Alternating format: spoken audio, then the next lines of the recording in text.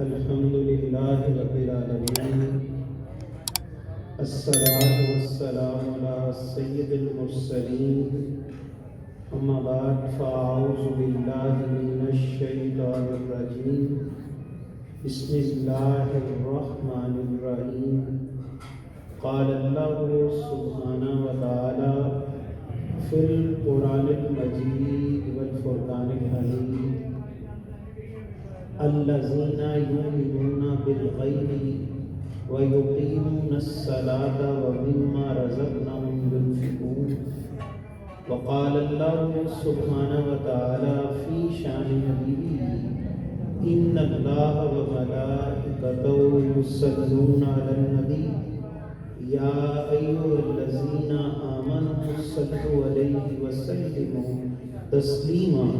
محبت کے ساتھ تمام دوست درود پاک پڑھیں۔ اللہم صلی علی سیدنا و مولانا محمد وعلی آلہ وصحبہ سیدنا و مولانا محمد وبارک وسلم علیہ۔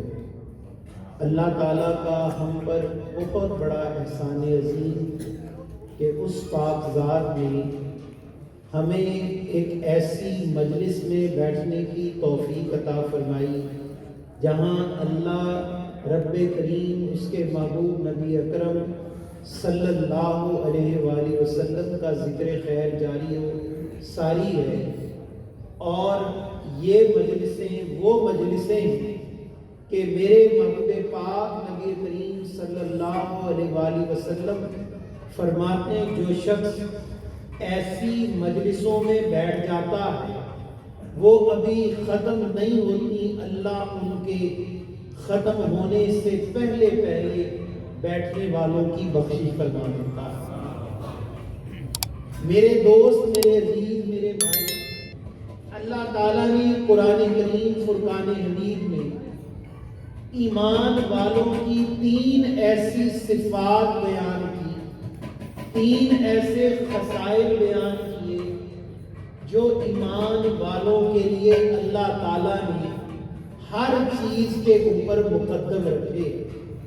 سب سے پہلے فرمایا الذین آمنوا، کہ ایمان والے وہ ہیں جو غیب کے اوپر یقین رکھتے ہیں، اور ان کا یقین، ان کا ایمان غیب پر ایسا ہے کہ ان کو اللہ کی ذات جو بظاہر نظر نہیں آتی، اللہ کی نشانیاں، اللہ تعالیٰ کے بنائے ہوئے نظام پر وہ غور کرتے اور وہ ہر اس غیب پر یقین رکھتے جس پر اللہ تعالیٰ نے ایمان لانے کا حکم دیا۔ الذین یؤمنون بالغیب، وہ ایمان والے جو چھپی ہوئی چیزوں پر، پوشیدہ چیزوں پر یقین کامل رکھتے ہیں۔ وہ موت ہے، وہ حشر ہے، وہ قبر ہے، وہ آگے کے قیامت کے مراحل ہے، ایک ایک وہ چیز جو اللہ نے پوشیدہ رکھی، چھپا کے رکھی اور اسے ایمان کا حصہ بنایا۔ میرے محبوب پاک نبی کریم صلی اللہ علیہ وآلہ وسلم فرماتے قیامت کا دن ہوگا اور ایمان والے اس دن اس حال میں اللہ سے ملیں گے کہ اللہ ان سے راضی ہوگا، وہ اللہ سے راضی ہوگا۔ قیامت کا دن، وہ دن جو ایسی مشکلات کا دن، ایسے مصائب کا دن، ایسی تکالیف کا دن کہ میرے محبوب پاک نبی کریم رؤوف الرحیم صلی اللہ علیہ وآلہ وسلم فرماتے ہر شخص اپنے گناہوں کے پسینے میں ڈوبا ہوگا، کوئی ٹخنوں تک، کوئی گھٹنوں تک، کوئی رانوں تک، اور کوئی پوری کی پوری گردن تک۔ لیکن قربان جائیں، اس دن اللہ تعالیٰ ان لوگوں کو اپنی رحمت کا سایہ عطا کرے گا جو اللہ کے خوف سے دنیا میں وقت گزارتے ہوں گے۔ اس لیے وہ بولنے سے پہلے، دیکھنے سے پہلے، وہ چلنے سے پہلے، وہ کام کرنے سے پہلے ہر امر کے اندر اللہ تعالیٰ سے ڈرتے ہیں، اللہ تعالیٰ پر یقین رکھتے ہیں کہ وہ ہمارے اعمال کو، ہماری کرتوتوں کو، ہمارے افعال کو دیکھتا ہے، اور اس طرح وہ زندگی گزار کر گئے ہوں گے، اللہ ان سے راضی ہوگا، اللہ سے وہ راضی ہو جائے۔ پھر فرمایا ان کی پہچان یہ وَيُقِيمُونَ الصَّلَاةَ، وہ نماز کو اس طرح قائم کرتے ہیں، صرف نماز پڑھنے کا حکم نہیں بلکہ نماز پڑھنا ایک جز اور قائم کرنا اس کا پورا کل، کہ وہ اس طرح نماز پڑھتے ہیں کہ ایک اللہ کا مومن بندہ اللہ تعالیٰ کے حضور بھی حاضری دیتا ہے، اپنے اعمال کی بھی خبرگیری رکھتا ہے، اور اپنے دوسرے مسلمان بھائیوں سے بھی منسلک رہتا ہے، جو جڑتا نہیں ہے، جو رابطے میں نہیں رہتا، جو یہ سمجھتا ہوں میں اکیلے منازل پاؤں گا۔ میرے مکتب پاک نبی کریم رؤوف الرحیم صلی اللہ علیہ وآلہ وسلم فرماتے، جو اکیلا ہو گیا، جو جدا ہو گیا، جو کٹ گیا، وہ ذلیل ہوا، رسوا ہوا، شیطان اس کا، وہ شیطان کا ہو گیا۔ جڑ کر رہنا یہ نماز کے قائم کرنے میں ایک بہت بڑا عمل، ایک بہت بڑی اس کی فضیلت۔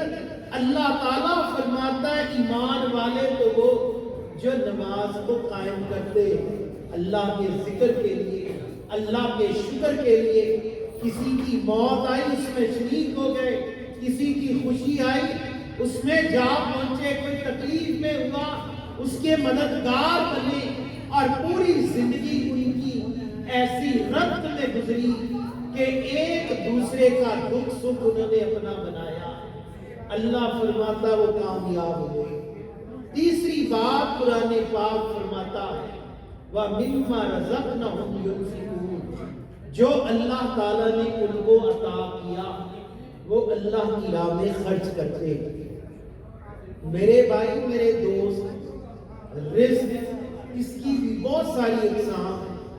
کھانے پینے کی چیزیں رزق ہے، علم بھی رزق ہے، اچھا ہنر بھی رزق ہے، علم کے اچھے بول بھی رزق ہے۔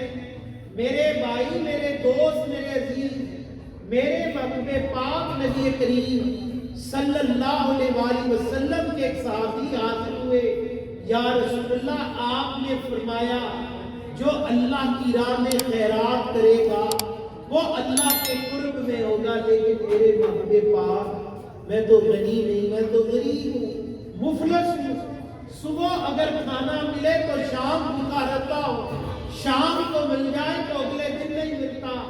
آقا میری غنا کیا ہے، میرا سخاوت کرنا کیا ہے؟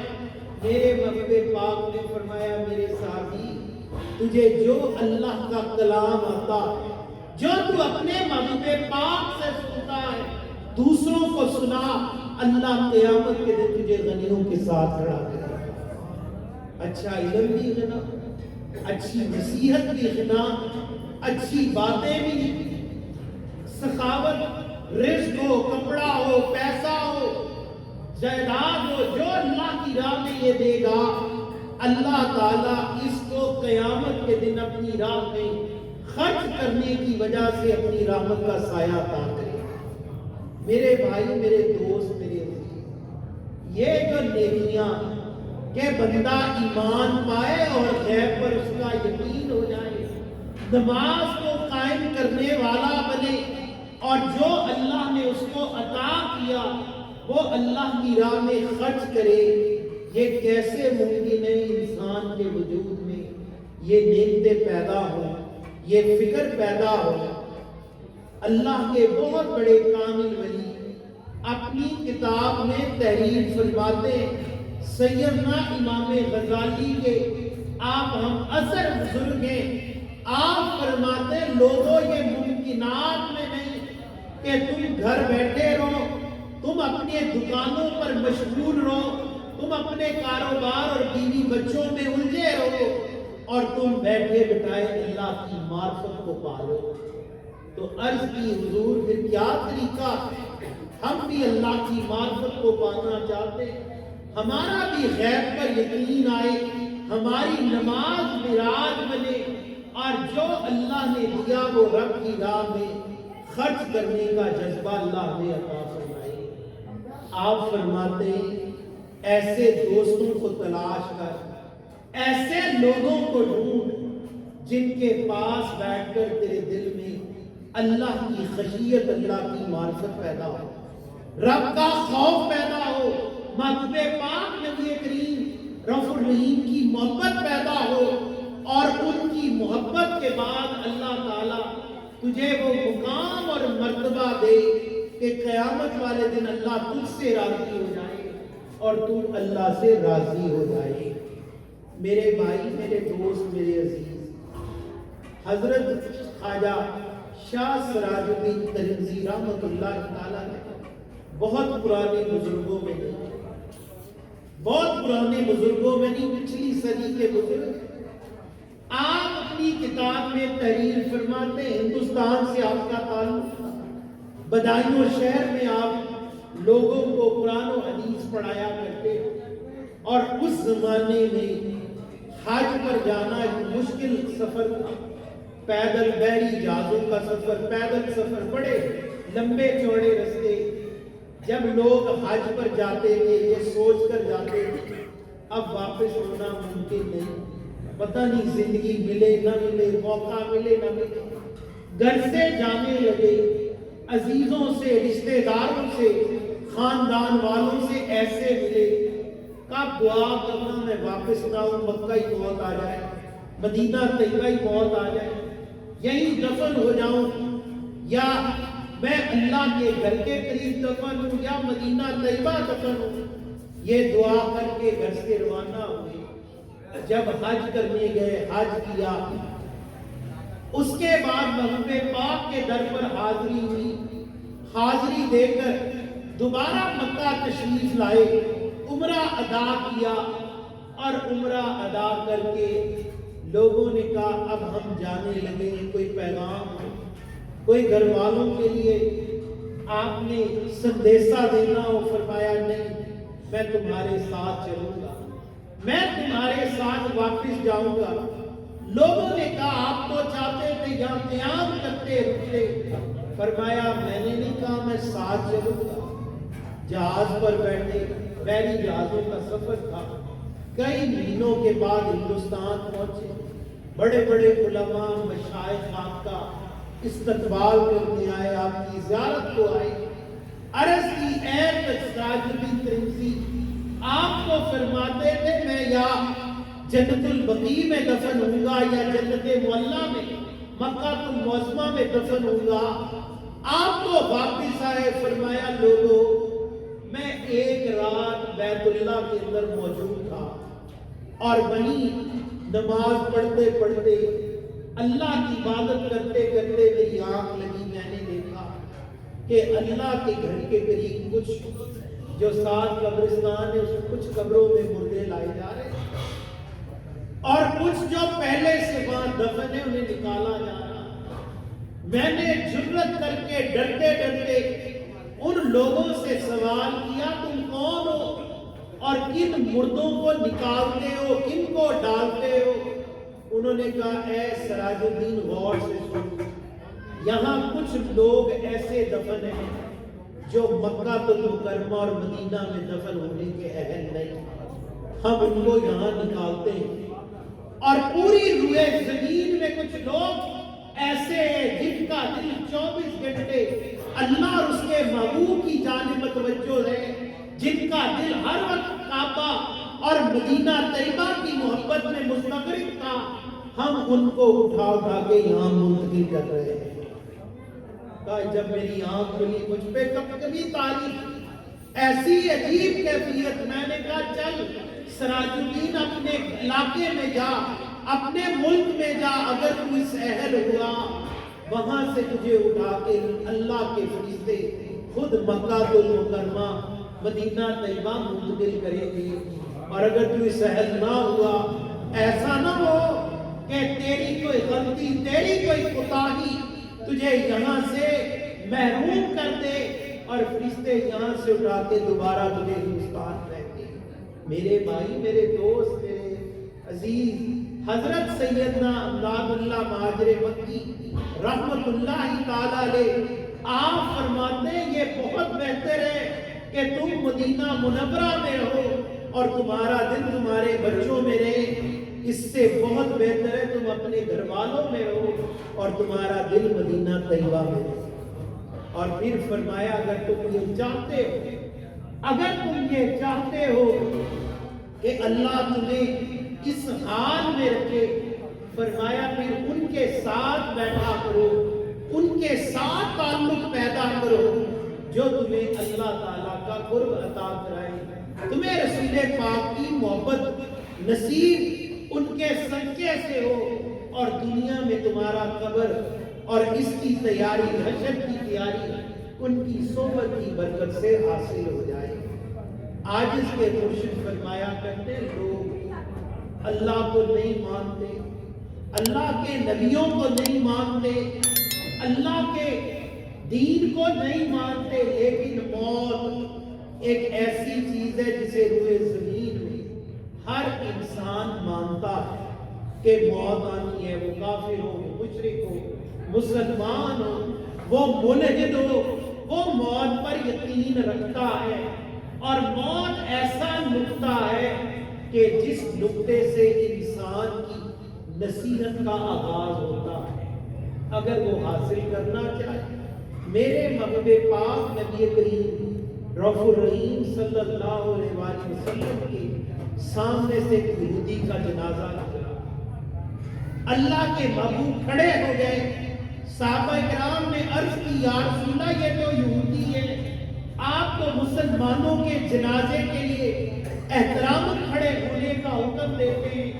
میرے محبوب پاک نے فرمایا اس سے غرض نہیں، یہ یہودی ہے، نصرانی ہے، میں نے صرف موت کا احترام کیا ہے۔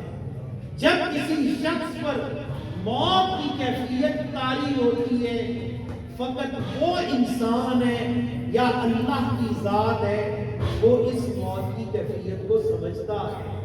لیکن اگر دنیا میں ہم مرنے سے پہلے موت کی ان کیفیات پر ایمان لانے والے بن جائیں جس کو قرآن پاک بالغیب سے متصل کرتا ہے کہ غیب کی وہ چیزیں، غیب کے وہ عمل جن پر اللہ تعالیٰ نے ایمان لانے کا حکم دیا، ان میں سب سے بڑی چیز موت ہے کہ جو عین مرحا قبر میں جانا، قبر پر حشر میں کھڑے ہونا، اللہ کے حضور اپنے سوالوں کا جواب دینا۔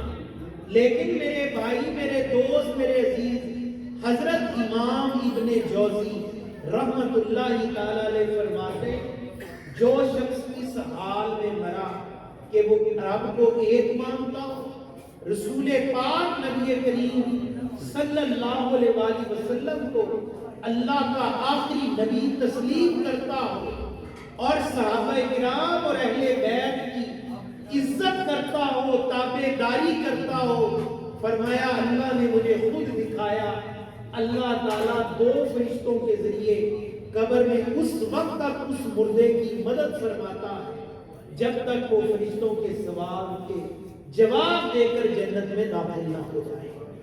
کتنی بڑی نعمت کہ ادب کرنے والا بنی، رسول پاک کے خاندان کا، اہل بیت اطہار کا، رسول پاک کے صحابہ کرام کا۔ لیکن میرے بھائی، میرے دوست، میرے عزیز، حضرت سیدنا خواجہ نظام الدین اولیاء رحمت اللہ تعالی علیہ آپ فرماتے لوگوں ادب تو صرف ادب والوں سے میسر ہوتا ہے۔ یہ کیسے ممکن ہے کہ ساری زندگی بے ادبوں میں بیٹھا، جاہلوں میں بیٹھا، چغل خوروں میں بیٹھا، لڑائی کروانے والوں میں بیٹھا، ذلت اختیار کرنے والوں میں بیٹھا، اور موت کے وقت اس بات کا انتظار کرے کہ اللہ تعالیٰ مجھے ادب والا بنائے؟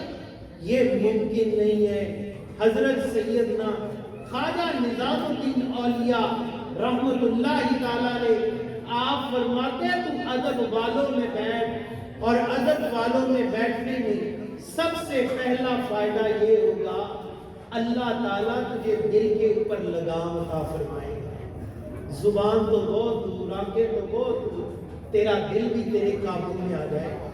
تجھے اپنے دل کے خیالات پر بھی قابو ڈالنے میں طاقت ملے گی.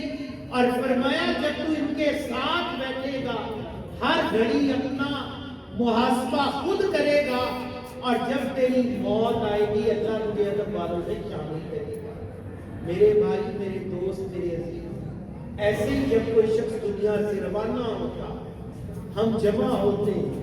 یہ جمع ہونا اس میت کے لیے بھی اتنی فائدے مند اور خود اپنی ذات کے لیے اتنی فائدے مند کہ ایک شخص جو دنیا سے گیا، دنیا سے روانہ ہوا، میرے محبوب پاک فرماتے اس کی مثال ڈوبنے والے جیسے کی ہے. جیسے کوئی ڈوبتا ہو اور کوئی اس کو سہارا درکار ہو، مجھے سہارا ملے، فرمایا جیسے ہی دوسرا مومن مرد عورت اس کے لیے دعا کرتا ہے وہ مردہ اس کیفیت سے باہر آ جاتا ہے کہ کسی نے میرے لیے دعا، کسی نے میرے لیے بخشش مانگی، کسی نے میرے لیے استغفار کی. اور میرے محبوب پاک فرماتے دعا کرنے والا جب دعا کرتا ہے اللہ اس کی دعا کو قبول فرماتا ہے، اس لیے کہ وہ دوسرے کے لیے کر رہا ہے. اس کی زبان پاکوں میں لکھی گئی، اس نے دوسرے کے لیے استغفار کی، اور اس کا نتیجہ یہ نکلا کہ اس بندے کا یقین اس مقام تک پہنچا کہ ان قریب مجھے بھی موت آئے گی. ایسے ہی میرے لیے دعا کی جائے گی، ایسے ہی میرے لیے کوئی استغفار کرنے والا ہوگا. اور میرے بھائی، میرے دوست، میرے عزیز، میرے محبوب پاک نبی کریم صلی اللہ علیہ وآلہ وسلم فرماتے جو کسی بوڑھے کا ادب کرتا ہے، بوڑھے شخص کی تعظیم کرتا ہے، اللہ تعالیٰ کا وعدہ ہے جب یہ بوڑھا ہوگا اس کے بوڑھے ہونے سے پہلے میں اس کی تعظیم کرنے والا پیدا کروں گا. اسی طرح جب کوئی کسی کے لیے دعا کرتا اور دل سے کرتا ہے، اخلاص سے کرتا ہے، جب یہ شخص خود مرتا ہے خدا کی قسم اس سے بھی زیادہ اخلاص سے دعا کرنے والے لوگ اللہ جمع فرما دیتا ہے. بس جب بھی ہم کسی کے لیے جمع ہو، وہ رشتہ تعلق ہمارا کوئی ہو نہ ہو، اس سے بڑا رشتہ کیا کہ وہ مومن مرد تھا یا مومن عورت تھی، اور رسول پاک نبی اکرم صلی اللہ علیہ وآلہ وسلم کے کلمہ گو مسلمانوں میں سے ایک مرد یا عورت تھی. جب اس کے لیے اخلاص سے دعا کی جائے گی اللہ تعالی ہم سب کو بھی موت سے پہلے ایک تو اس دعا کی برکت سے راحت کی موت عطا فرمائے گا، اور جب موت کا مرحلہ گزرے گا اللہ ہمارے لیے بھی مخلص لوگ پیدا فرمائے گا. اللہ تعالیٰ سے دعا ہے وہ پاک ذات ہم سب کو دین متین کی کامل سمجھ عطا فرمائے. اللہ تعالیٰ زندگی میں غیب کے اوپر ایمان کی توفیق عطا فرمائے. اللہ تعالیٰ نے جو نعمتیں دی اسے خرچ کرنے کی اللہ توفیق دے، اور اللہ رب کریم ایسی مجلس نصیب فرمائے جہاں دلوں کو نرمی اور اطمینان حاصل ہوتا ہے. اللہ رب کریم ہم سب کو ان محفل کی صدقے، اس مجلس کی برکت کے صدقے اپنا ذکر کرنے، شکر کرنے کی توفیق عطا فرمائے، اور مرحومہ مغفورہ کے لیے اخلاص کے ساتھ دعا کرنے کی توفیق عطا فرمائے. وما علینا الا البلاغ. حضرت عبداللہ ابن مسعود رضی اللہ تعالیٰ عنہ سے کسی نے پوچھا تھا بڑا عالم کون ہوتا ہے؟ تو آپ نے فرمایا یہ قرآن مجید کی آیت پڑھ لو، جتنا کسی کے دل میں اللہ تعالیٰ کا خوف زیادہ ہوگا اتنا زیادہ وہ عالم ہوگا. پیچھے ذرا دوستوں کو پریشانی ہو رہی ہے، اس کو چھوڑ دیں.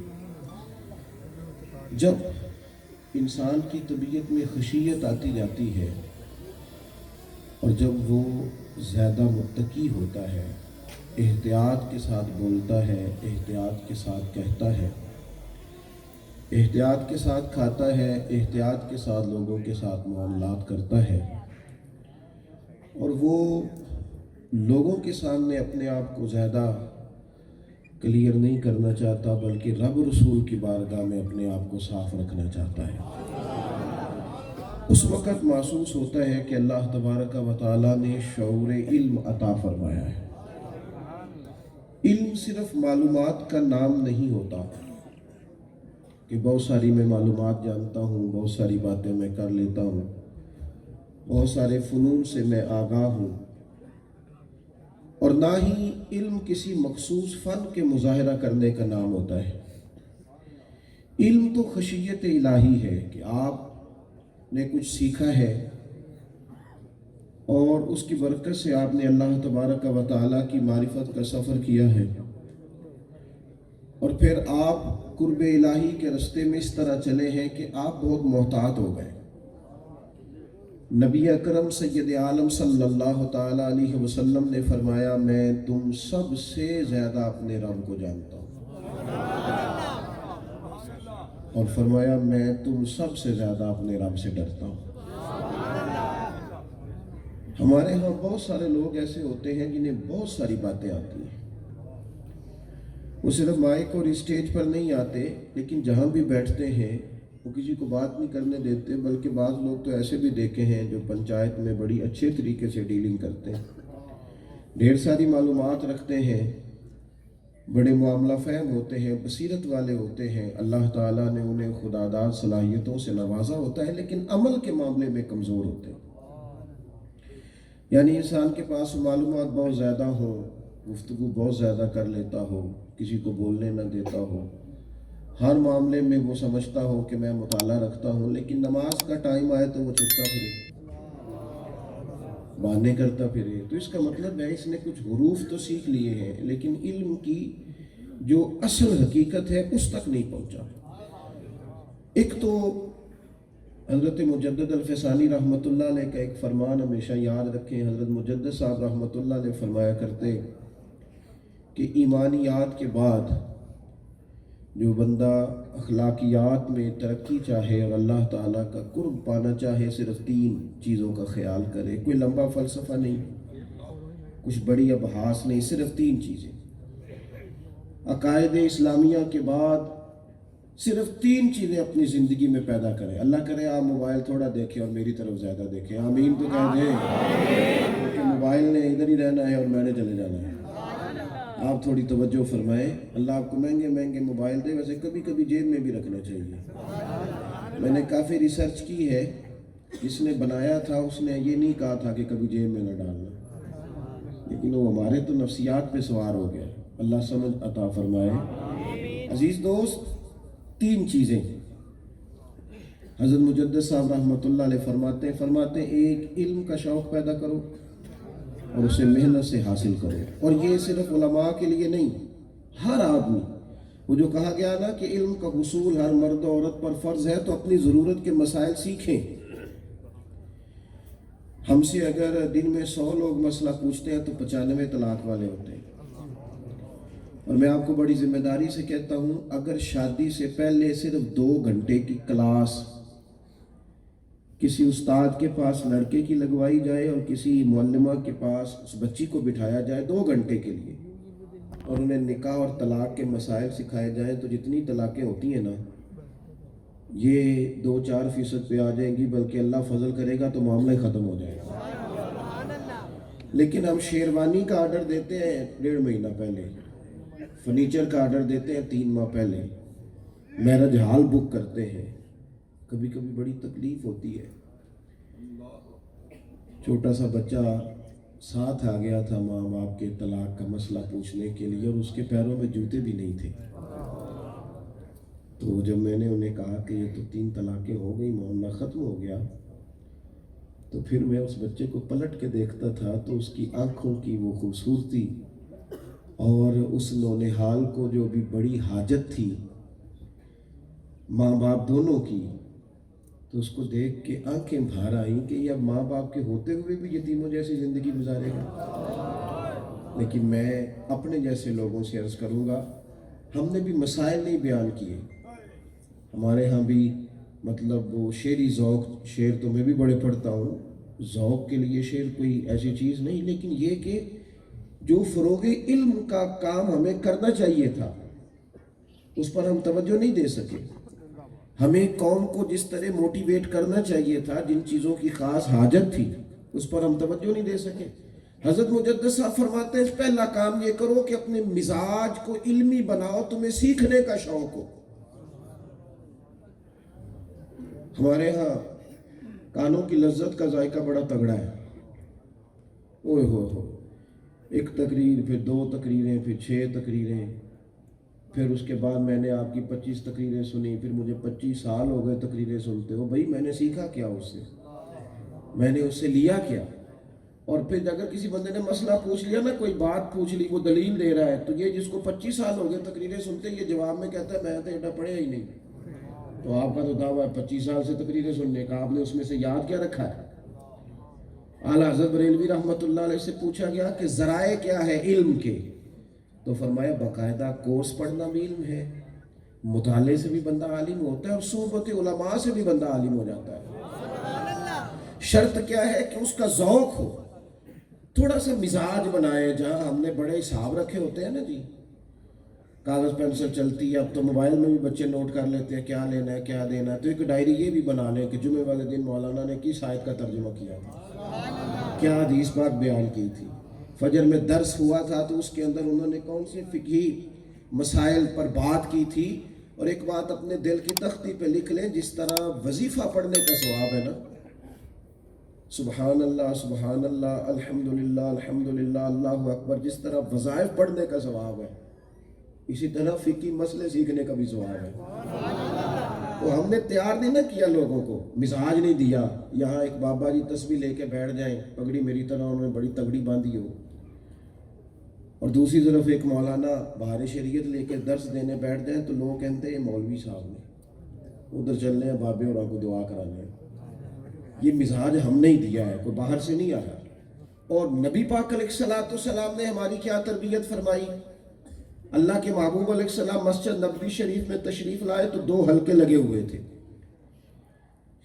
ایک جگہ لوگ بیٹھ کے اللہ کی یاد کر رہے تھے، ذکر اذکار میں مشغول تھے، وہ بھی بڑا اعلیٰ کام ہے، اور دوسری طرف ایک شخص کھڑا ہو کے دین کی بات کر رہا تھا، باقی سیکھ رہے تھے، ان کے بیچ کھڑے ہو کے محبوب نے فرمایا دونوں ہی خیر والے ہیں، دونوں اچھا کام کر رہے ہیں، لیکن ساتھ پتہ کیا فرمایا؟ فرمایا چونکہ اللہ نے مجھے استاد بنا کے بھیجا ہے، لہذا خود رسول پاک اس حلقے میں بیٹھ گئے جہاں دین سیکھا اور سکھایا جا رہا تھا۔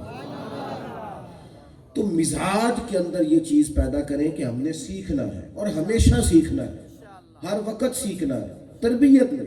یہ جو لوگ کہہ دیتے ہیں نا کہ جب میں تعلیم سے فارغ ہوا، بھئی آپ کیسے فارغ ہو گئے تعلیم سے؟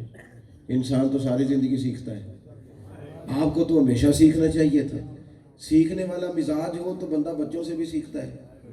ایک بزرگ تھے تو دعا بڑی انہماک سے مانگتے تھے، تو کسی نے پوچھا آپ نے یہ دعا مانگنے کا طریقہ کہاں سے سیکھا؟ کہنے لگے اپنی بیوی سے۔ ناراض ہو گیا آپ، زیادہ مشکل بات میں نے بتا دی۔ عورت کی عقل آدھی ہوتی ہے لیکن ہمیشہ غلط بات نہیں کرتی عورت۔ آپ کو حدیث پاک میں ملے گا کہ جب نبی پاک علیہ الصلوۃ والسلام نے نا حدیبیہ کے موقع پر کفار سے صلح ہو گئی، تو محبوب پاک علیہ الصلوۃ والسلام نے صحابہ سے کہا احرام اتار دو۔ اب بڑا مشکل کام تھا، 1400-1500 لوگ احرام باندھ کے آئے ہیں، ان کے جذبات تھے، بڑا شوق ہوتا ہے اللہ کے گھر جانے کا، تو لوگ کپڑے نہیں پہن رہے تھے، احرام ہی پہنے ہوئے تھے۔ محبوب کریم اپنے خیمے میں گئے اور ام المومنین حضرت ام سلمہ رضی اللہ تعالیٰ عنہ، محبوب فرمانے لگے میں نے ان سے کہا ہے کہ تم کپڑے پہن لو، اب چینج کر لو، تو یہ کر نہیں رہے، تو تم سلمہ عرض کرنے لگے حضور اگر بندہ نوازی ہو تو میں ایک عرض کروں، مومنوں کی ماں کا مشورہ دیکھیں، میں عرض کروں؟ تو محبوب نے فرمایا کہیے، تو عرض کرنے لگے یا رسول اللہ اگر آپ کرتا پہن لیں گے نا تو یہ آپ سے بڑا پیار کرتے ہیں، دیکھ کے فوراً ہی پہن لیں حضور 1 منٹ لگے گا، کیونکہ یہ حضور کے غلام ہیں نا، ان کے کچھ نظریات ہیں، ان کا ذہن ہے کہ سانو قید سجن دا گہنا ہے۔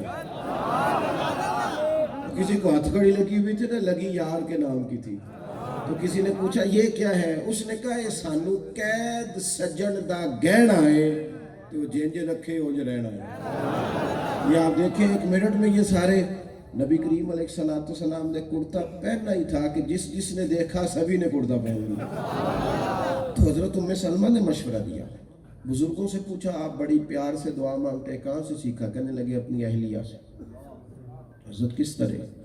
فرمانے لگے گھر میں کوئی ضرورت تھی تو میری بیوی نے مجھ سے اس ضرورت کا مطالبہ کیا، پیسے مانگے تو میں نے اس سے کہا ابھی میرے پاس نہیں ہے، کچھ دنوں میں بندوبست ہو جائے گا میں دے دوں گا۔ خواتین کی عادت ہوتی ہے ایک بات کو بار بار کرنا، تو 2-4 دنوں کے بعد پھر اس نے کہا کہ وہ میں نے گزارش کی تھی کچھ پیسے درکار تھے، کہتے میں نے کہا بھی ابھی بندوبست نہیں ہوا، آتے ہیں تو دے دیتا ہوں۔ اس نے 1 دن کے وقفے پہ پھر اصرار کیا، حضرت وہ گزارش کی تھی پیسوں کی، تو کہتے ہیں میں ناراض ہو گیا، میں نے جھڑک دیا، میں نے کہا تم کیا ہر روز مجھے یاد کراتی ہے، کہا ہے نا ملتے ہیں تو دے دوں گا۔ کہتے ہیں اس نے میری جھڑکیاں سہی، اور جب میں ڈانٹ پیٹ کے ذرا خاموش ہوا تو اس نے ایک لفظ کہا اور مجھے رب سے مانگنے کا طریقہ آیا۔ کہنے لگی آپ ہی میرے شوہر ہیں، آپ سے نہ کہوں تو پھر میں کس سے جا کے فرماتے اس نے بات کی اور میں رو پڑا۔ تو وہ کہنے لگی آپ کو کیا ہوا؟ تو میں نے کہا مجھے بھی مانگنے کا سلیقہ آ گیا، جب میں کہوں گا نا تو ہی تو میرا رب ہے، تو پھر میں تجھ سے نہ کہوں تو مالک پھر کس سے جا کے کہوں؟ کرم فرمانا۔ تو پھر کہتے ہیں وہ دن آیا اور یہ دن طریقہ تو مزاج سیکھنے کا بنائے، طبیعت سیکھنے کی۔ ایک دوست ہے کچھ عرصہ میرے پاس آتے رہے، جو مجھے آتا تھا میں انہیں سکھاتا رہا، استاد جی کہہ دیتے ہیں۔ ایک دن مجھے کہنے لگے بڑی پرانی بات ہے کہ استاد جی کس دن آئیے گا؟ میں نے کہا پتر دعا مانگ اللہ چھوٹی جی گڈی دے وے میں آواں گا، تو گڈی کوئی نہیں۔ تو شاگرد بھی سکھاتے ہیں نا اگر مزاج سیکھنے کا ہوتا ہے، ہاں سکھاتے ہیں۔ آپ کا مزاج ہو، بعض اوقات شاگرد سوال اس طرح کا قائم کرتا ہے کہ استاد کے لیے موقع بناتا ہے مطالعہ کرنے کا، موقع بناتا ہے اس کے لیے مزید کتب بینی کا۔ میں نے کہا تو دعا کر اللہ چھوٹی جی گڈی دے وے، تو بچہ مجھے کہنے لگا استاد جی اللہ کو لو لینی جی تو پھر چھوٹی کیوں جو منگ دے ہو، پھر آپ کو اللہ بڑی ساری دے وے۔ تو میں نے کہا یار بات تو تیری ٹھیک ہے، یہ کوئی کسی بندے سے مانگنا جو بندہ جھجک کے مانگے، اللہ سے مانگے بندہ تو پھر کھول کے مانگے، کھول کے مانگے۔ تو ایک تو سیکھنے کی طبیعت بنائے، اور دوسرا حضرت مجدد صاحب فرماتے ہیں جو سیکھو نا اس پر عمل کرو۔ اس کو الفاظ کو نا جملوں کا ہیر پھیر نہ بناؤ، بس دین کس لیے ہے؟ عمل کے لیے آیا ہے۔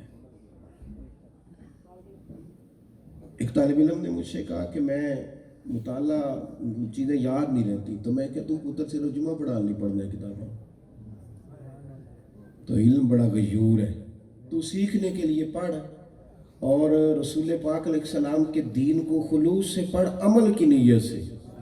جمعے میں تو بیٹھ جانا، اللہ تعالیٰ توفیق عطا کر دے گا، کوئی خیر کا جملہ نکل جائے گا، لیکن دین کو عمل کرنے کے لیے، دین عمل کے لیے آیا، صحابہ نے اس پر عمل کیا، وہ عمل کرتے تھے۔ ہمارا یہ مزاج ہے کہ ہمارے ہاں لوگ نا عمل کے معاملے میں کمزور ہو جاتے ہیں۔ جب آپ عمل کرتے ہیں نا تو پھر آپ نے جو سیکھا ہوتا ہے نا اس کا آپ کو انشراح صدر حاصل ہوتا ہے۔ جب آپ حضرت امام مالک رحمۃ اللہ علیہ کے ایک شاگرد تھا تو وہ کبھی کبھی آتا تھا، کبھی 15 دن کے بعد، کبھی مہینے کے بعد، کبھی 2 کے بعد۔ تو امام صاحب سے کہتا تھا کہ 3 احادیث 3 روایات آپ مجھے سنا دیں، تو امام صاحب وہ روایت کر دیتے، وہ چلا جاتا۔ پھر وہ ایسا شاگرد تھا کہ وہ دیر کے بعد دوبارہ نظر آتا۔ تو یہ شاگردوں کے بھی آپس میں مسئلے چلتے ہیں نا، ان بچوں کی بات نہیں کرتا، ویسے بچے دھیان رکھتے ہیں کس مدرسے میں کیا ہو رہا ہے، تھوڑی تھوڑی خبر ادھر ادھر کی بھی رکھتے ہیں، مزاج ہوتا ہے۔ تو طالب علم ایک دوسرے کا پتہ بھی رکھتے ہیں۔ ایک دن وہ تعلیم حاصل کرنے کے لیے آیا، 3 احادیث کی اس نے بات کی، وہ جانے لگا تو باقی جو استاد بھائی تھے انہوں نے روک لیا، کہنے لگے یار ہم سارا دن اور تو 15 دن کے بعد، اور پھر تو بڑا انوکھا شاگرد ہے، استاد کو پابند کرتا ہے کہ 3 سنانا، ان کی مرضی 6 پڑھائیں، ان کی مرضی 2 پڑھائیں، کیسا انوکھا آدمی ہے۔ تو وہ کہنے لگا ذرا جلدی نہ کرو، ادھر دیکھیں جی میری طرف. کہنے لگا جاؤ کچھ تو مجبوریاں رہی ہوں گی, یوں ہی کوئی بے وفا نہیں ہوتا, جلدی نہ کرو, سن تو لو نا, پہلے میرا عذر تو دیکھو کیا ہے. انہوں نے کہا بتائیے. کہنے لگا میں نے زندگی میں طے کیا ہے جو سیکھنا ہے اس پر عمل کرنا ہے, تو میں جو 3 باتیں سیکھ کے جاتا ہوں جب تک عمل نہیں کر لیتا نیا سبق پڑھنے نہیں آتا. میں نا ہمارے نا حاجی ابو داؤد صادق صاحب رحمۃ اللہ علیہ عید کے دوسرے دن ظہر کی نماز پڑھ کے اپنے پیر خانے فیصل آباد گوجرانوالہ سے آیا کرتے تھے. گاڑی نہیں تھی, بس پہ سفر کرتے تھے. تو گوجرانوالہ سے وہ شیخو پورہ کا ٹکٹ لیتے تھے, تو شیخو پورہ سے پھر کوٹ شاہ یا شاہ کوٹ کا ٹکٹ لیتے تھے, وہاں سے فیصل آباد کا. لوگوں نے پوچھا حضرت یہ کیا بات ہوئی؟ فرمانے لگے اس لیے کہ اگر ڈائریکٹ بیٹھوں گا تو بعض اوقات بس والے کھڑا نہیں کرتے, شیخو پورے اترتا ہوں تو عصر پڑھ لیتا ہوں, پھر شاہ کوٹ اترتا ہوں تو مغرب پڑھ لیتا ہوں, میری شاہ میں گنجائش ہوتی ہے آرام سے میں فیصل آباد پہنچ جاتا ہوں. یہ عالم کی شان ہے, یہ اللہ والوں کا طریقہ ہے کہ وہ عمل کی. حضرت امام جعفر صادق رضی اللہ تعالیٰ عنہ کے بارے میں امام ابو نعیم نے لکھا ہے, کسی بندے نے ان سے پوچھا تھا میں دین کی تبلیغ کرنا چاہتا ہوں, کوئی طریقہ بتائیں. بڑا شوق ہے نا لوگوں کو فیمس ہونے کا, اور بڑا خیال ہوتا ہے کہ جلدی سے شہرت ملے. بس دعا فرمائے یہ ملے پر اللہ تبارک و تعالیٰ آزمائش سے بھی محفوظ فرمائے, عجز کی اور عاجزی کی توفیق عطا فرمائے. امام جعفر صادق رضی اللہ تعالیٰ عنہ سے کہا حضور میں دین کی تبلیغ کرنا چاہتا ہوں, کوئی طریقہ بتائیں. یہ آپ نے بات یاد رکھنی ہے, اس کو نہیں بھولنا. حضور میں اشاعت دین میں ترویج شریعت میں اپنا کردار ادا کرنا چاہتا ہوں, کچھ بتائیں. تو امام جعفر صادق فرمانے لگے تو دین پر عمل کرنا شروع کر دے, دین کی تبلیغ ہونی شروع ہو جائے گی. تو عمل کر دین پر. اور مجدد صاحب فرماتے ہیں تیسری بات یہ, پہلی بات علم حاصل کرو, پھر اس پر عمل کرو, اور تیسری بات یہ کہ اس میں اخلاص پیدا کرو. یہ جو لوگ ریاکار ہوتے ہیں نا یہ بیچارے تھک جاتے ہیں. ریاکاری بندے سے لمبی نہیں ہوتی, نارمل زندگی سکون والی ہوتی ہے. جبرن جب آپ کوئی کام کرتے ہیں تو وہ آپ کو مزہ نہیں دیتا. آپ اگر مخلص ہو جاتے ہیں نا, اخلاص بڑا حسن ہے. نبی پاک علیہ السلام نے فرمایا تم مخلص ہو جاؤ, تمہارا تھوڑا عمل بھی تمہیں کفایت کر جائے گا. اخلاص زندگی میں ضروری ہے. آپ مخلص ہوں, جتنے تھوڑے دعوے کر لیں پر جتنے کریں اخلاص والے کریں. زندگی میں تھوڑی چیزیں آپ طے کریں پر مخلص ہو. اخلاص حسن ہے زندگی کا. جب آپ مخلص ہوتے ہیں تو آپ اپنی نظر میں سچے ہوتے ہیں.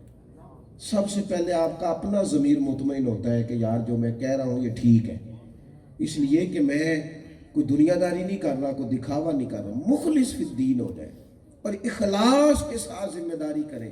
آپ یقین کریں مخلص آدمی تھکتا نہیں. اس کو دیکھیں نا, 2 قسم کے لوگ ہیں, اللہ معاف فرمائے, کسی نعت خواہ کا یا کسی ایسے شخص کا, اللہ ماشاءاللہ سب کی بات نہیں کرتا, بڑے بڑے اچھے لوگ. اس کا خیال تھا کہ میں نے پیسے لینے. اب آپ نے اس کو کہا کہ یہاں ہمارے شہر میں آنا ہے, اس نے طے کر لیا 40,000. اب یہاں آ کے پتہ چلا کہ 10 کلومیٹر اندر جانا ہے کسی دیہی علاقے میں یا کسی اندر محلے میں, تو دوڑ جاتے ہیں, کہتے ہیں یہ تو یہاں کی بات ہوئی تھی, 5,000 اور لوں گا. دے دیا آپ نے 5,000, ہو گئی بات ختم. لیکن صحیح عرض کرتا ہوں کبھی وہ بھی اپنے ضمیر سے پوچھے, اسے بھی یہ لے کے مزہ کوئی نہیں آیا, وہ بھی بے سکون ہے, دینے والا بھی پریشان ہے کہ یار یہ کیا ہو رہا. لیکن کسی شخص کو آپ نے یہاں دعوت دی, مخلص آدمی ہے, آپ نے اسے کہا 20 کلومیٹر اندر جانا ہے, تو وہ کہنے لگا یار لے چلو, جہاں جہاں سے میری گاڑی چلے گی قیامت میں میرے ایماندار ہونے کی گواہی دے گی. اب اس کو لطف آئے گا, سرور آئے گا. یہ سفر تھکاتے نہیں. یہ جو تھوڑے وقت میں ہمارے علماء زیادہ کام کر گئے, یہ جو 1000 صفحات لکھ گئے, یہ جو سینکڑوں انہوں نے شاگرد تیار کیے, تھکتے نہیں تھے. انہیں حضرت سید ابو البرکات شاہ صاحب رحمۃ اللہ علیہ 16 گھنٹے 18 گھنٹے اسباق پڑھاتے. کیوں نہیں تھکتے تھے؟ اس لیے کہ اخلاص تھا. وہ تھکاوٹ نہیں ہونے دیتا. میرا مضمون مکمل ہوا. ہم نے علم کو سپورٹ کرنا ہے, یہ بات یاد رکھیے گا، قومیں ہمیشہ علم سے ترقی پذیر ہوتی ہیں۔ جب ہم علم کو سپورٹ کریں گے نا، یہ اس لیے سپورٹ نہیں کرنا کہ بچہ پڑھ جائے گا تو نوکری کرے گا، یہ بھی مزاج نہ بنائے، ورنہ وہ چند حروف تو سیکھے گا، تعلیم نہیں حاصل کرے گا۔ اسے کہیں تو نے ایک اچھا انسان بننا ہے، ایک اچھا مسلمان بننا ہے۔ اس کے لیے فروغ علم 2-4 چیزیں بڑی جلدی سے عرض کرتا ہوں۔ سب سے پہلے تو خود علم کا شغف پیدا کریں، مسائل پر بات کریں، سوال کریں۔ حضور علیہ السلام نے فرمایا سوال آدھا علم ہے، سوال کریں۔ اور دوسری بات یہ کہ علم کو عزت دینی شروع کریں۔ صحابہ کرام علیہم رضوان فرماتے ہیں جب مجلس شورا کی میٹنگ ہوتی تھی نا، حضرت عمر فاروق رضی اللہ تعالیٰ عنہ اکابرین کو بلاتے تھے مشاورت کے لیے، تو ان میں ایک سیاہ زلفوں والے جوان کو بھی بٹھاتے تھے، ان کا نام تھا حضرت عبداللہ ابن عباس رضی اللہ تعالیٰ۔ سیاہ زلفیں جوان آدمی، ان کو آگے بٹھایا جاتا تھا۔ تو بعض لوگوں نے کہا کہ آپ اتنے بڑے لوگوں میں، بزرگ لوگوں میں اس شخص کو آگے کیوں بٹھاتے ہیں؟ تو فرمانے لگی اس لیے بٹھاتا ہوں کہ قرآن کا علم زیادہ جانتے ہیں۔ یہ جب رائے قائم کریں گے تو اللہ کی کتاب کی روشنی میں قائم کریں گے۔ ہم نہ علم کو سپورٹ نہیں کرتے، مزاج نہیں بناتے۔ ہم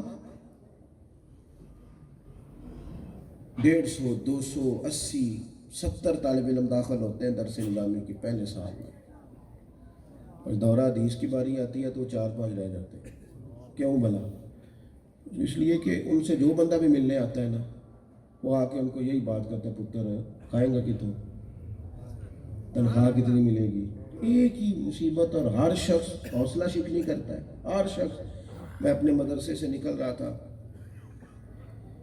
تو ایک صاحب چابیاں ہلاتے ہلاتے آئے، کوئی انداز بھی کچھ نامناسب تھا، تو مجھے سلوٹ کر کے کہنے لگے کہ یہاں قریب ہمارا میرج ہال ہے، ایک جگہ پہ کچھ کلومیٹر کے فاصلے پہ، تو شادی کے لیے ہم نے کھانا پکایا تھا، تو وہ 2 دیگیں 4 دیگیں بڑھ گئی ہیں، تو ہم نے ملازموں کو بھی کھلایا ہے، تو پھر بھی بڑھ گئی ہیں، تو کسی کو بھیجیں بچوں کے لیے کھانا لے آئے۔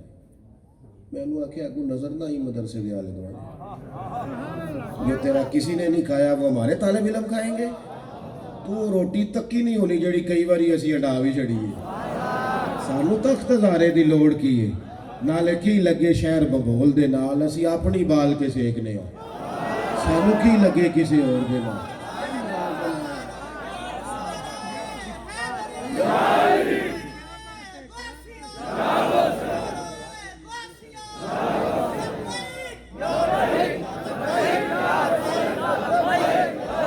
میں طالب علم سے عرض کروں گا کبھی بھی کمزور نہ پڑے، کبھی بھی کمزور نہ پڑے۔ باقی تو ڈگریاں لیتے ہیں تو انہیں شان ملتی ہے، اور میرے محبوب کے دین کا طالب علم پہلے دن گھر سے نکلتا ہے، ابھی الف با تا سا بھی نہیں پڑھا، پہلے دن نکلا ہے، اللہ کے محبوب فرماتے ہیں فرشتے پیروں کے نیچے پر بھی بچھا دیں۔ تو اپنا احساس تو دیکھ، تو اپنے آپ کو پہچان تو صحیح، تجھے کیا ضرورت ہے یہ کہنے کی کہ لوگ عزت نہیں کرتے، جس نے نہیں کرنی وہ نہ کرے۔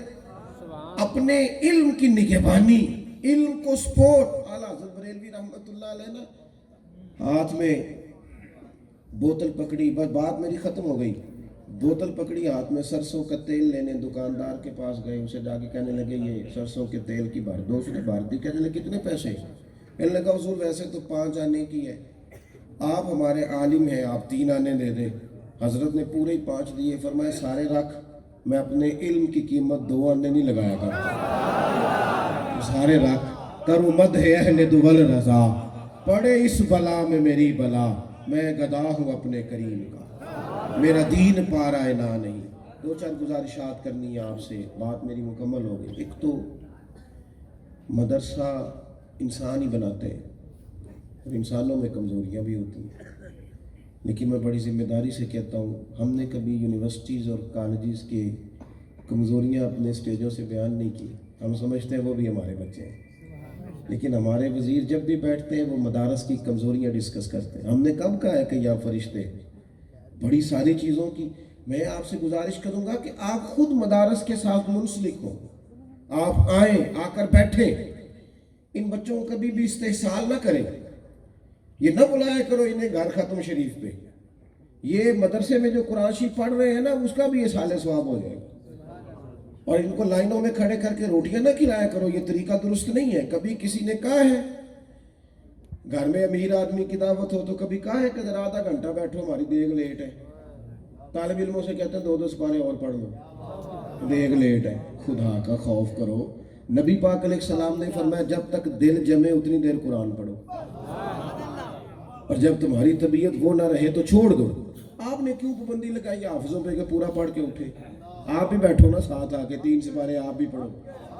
خود کچھ بھی نہیں کر رہے اور پھر ایک دعوت دے لیا پیر صاحب کو.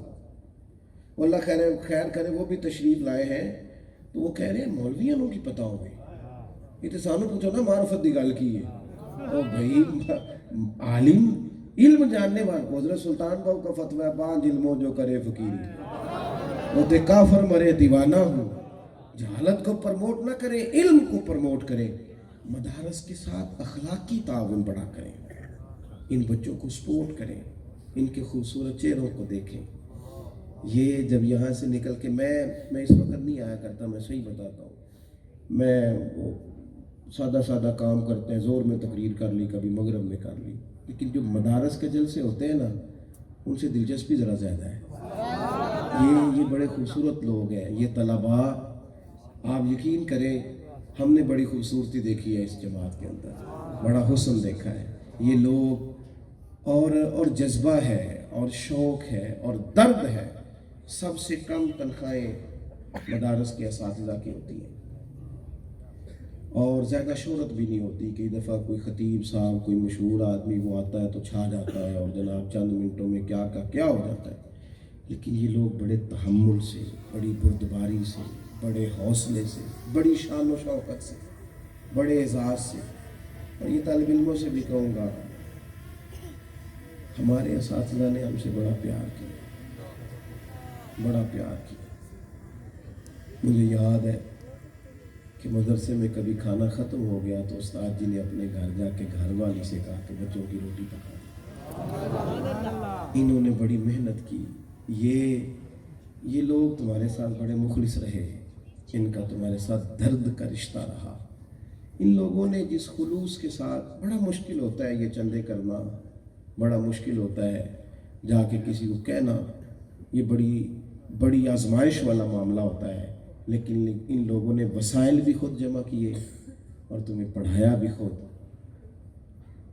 بس ایک بات کا خیال رکھنا, عالم علم کتاب کے ذریعے ہی حاصل کرتا ہے, لیکن جو اسے کتاب پڑھاتا ہے وہ بھی بہت بڑا آدمی ہوتا ہے. ان لوگوں کا خیال ضرور رکھنا زندگی میں, اپنی دعاؤں میں اور اپنے اچھے الفاظ میں اور اپنی محبتوں میں اور اپنے خلوص میں. ہمارے ساتھ تو احسان کیا ہمارے بزرگوں نے, ہماری روایت ہی اپنے اساتذہ سے چلتی ہے. تو جو ہماری روایت کو مضبوط کرنے والے ہوں ان کو کبھی بھی انسان کو پیچھا نہیں کرنا چاہیے, ان کا خیال ہونا چاہیے. اساتذہ کا احترام حسن ہے, اگر یہ قائم رہے گا تو علم کا وقار قائم رہے گا. خوبصورتی, میرے استاد جی نے مجھے 2-4 لوگ مجھے جانتے ہیں, ہم سوسائٹی میں تو مشہور, بڑا جو بندہ تھوڑا بہت ہو جاتا ہے وہ مصروف بڑا رہتا ہے. تو ایک دن مجھے فون کیا, کہنے لگے کل سویرے 9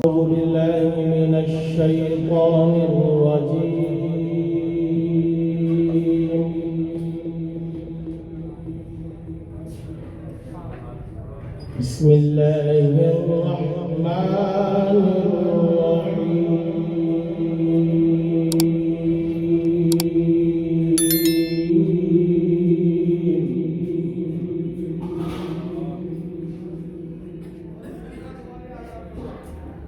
یا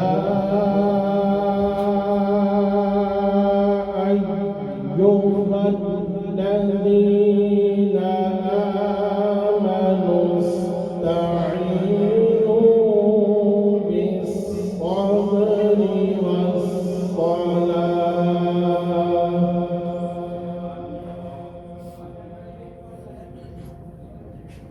إن الله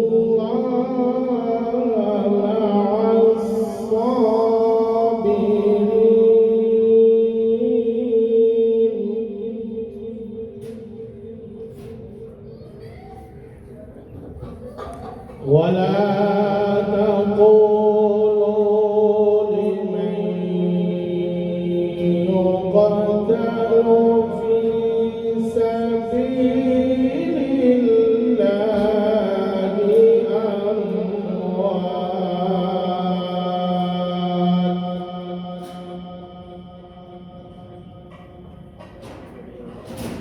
بل أحياء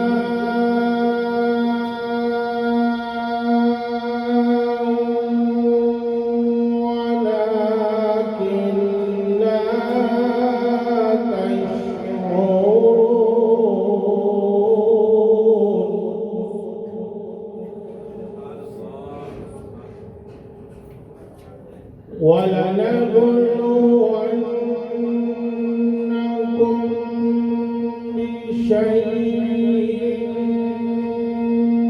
من الخوف والجوع ونقص من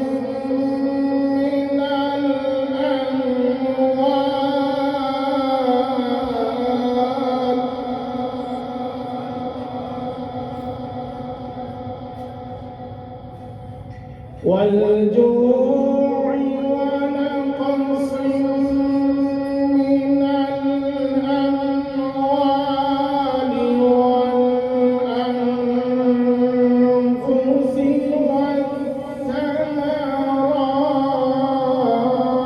والثمرات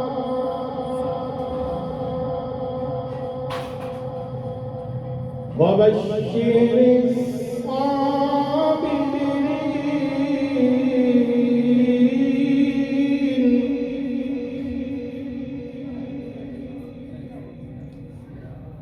بسم الله الرحمن الرحيم إن للمتقين مفازا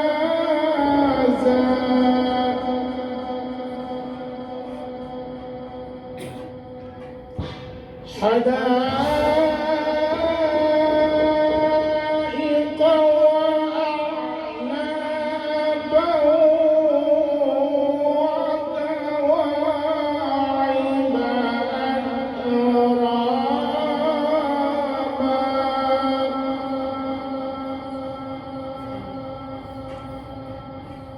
وكأسا دهاقا لا يسمعون فيها لغوا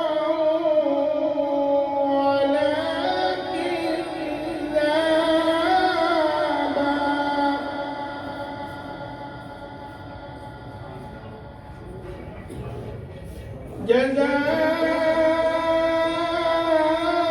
جزاء من ربك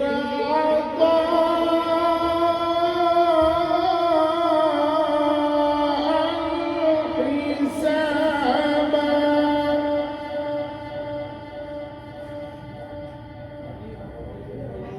رب السماوات والأرض وما بينهما الرحمن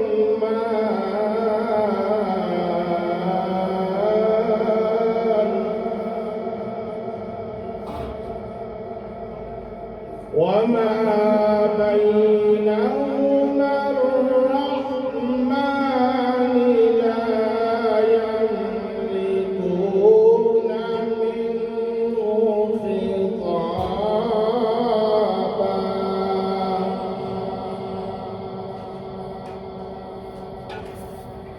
يوم يقوم الروح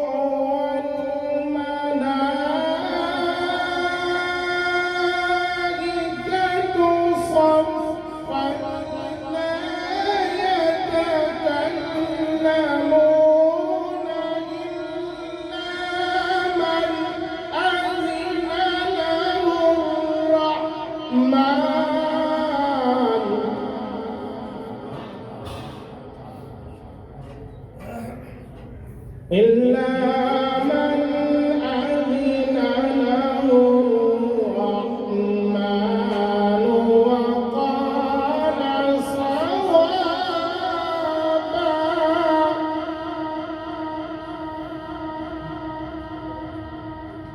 ذلك اليوم الحق فمن شاء اتخذ إلى ربه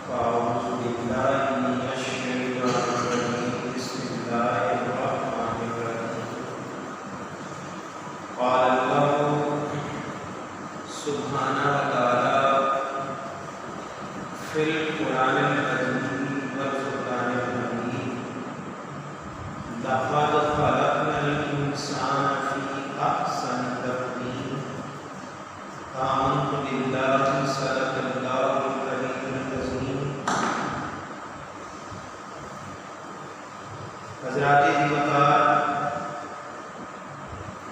اللہ رب کریم کا بے پایہ فضل و احسان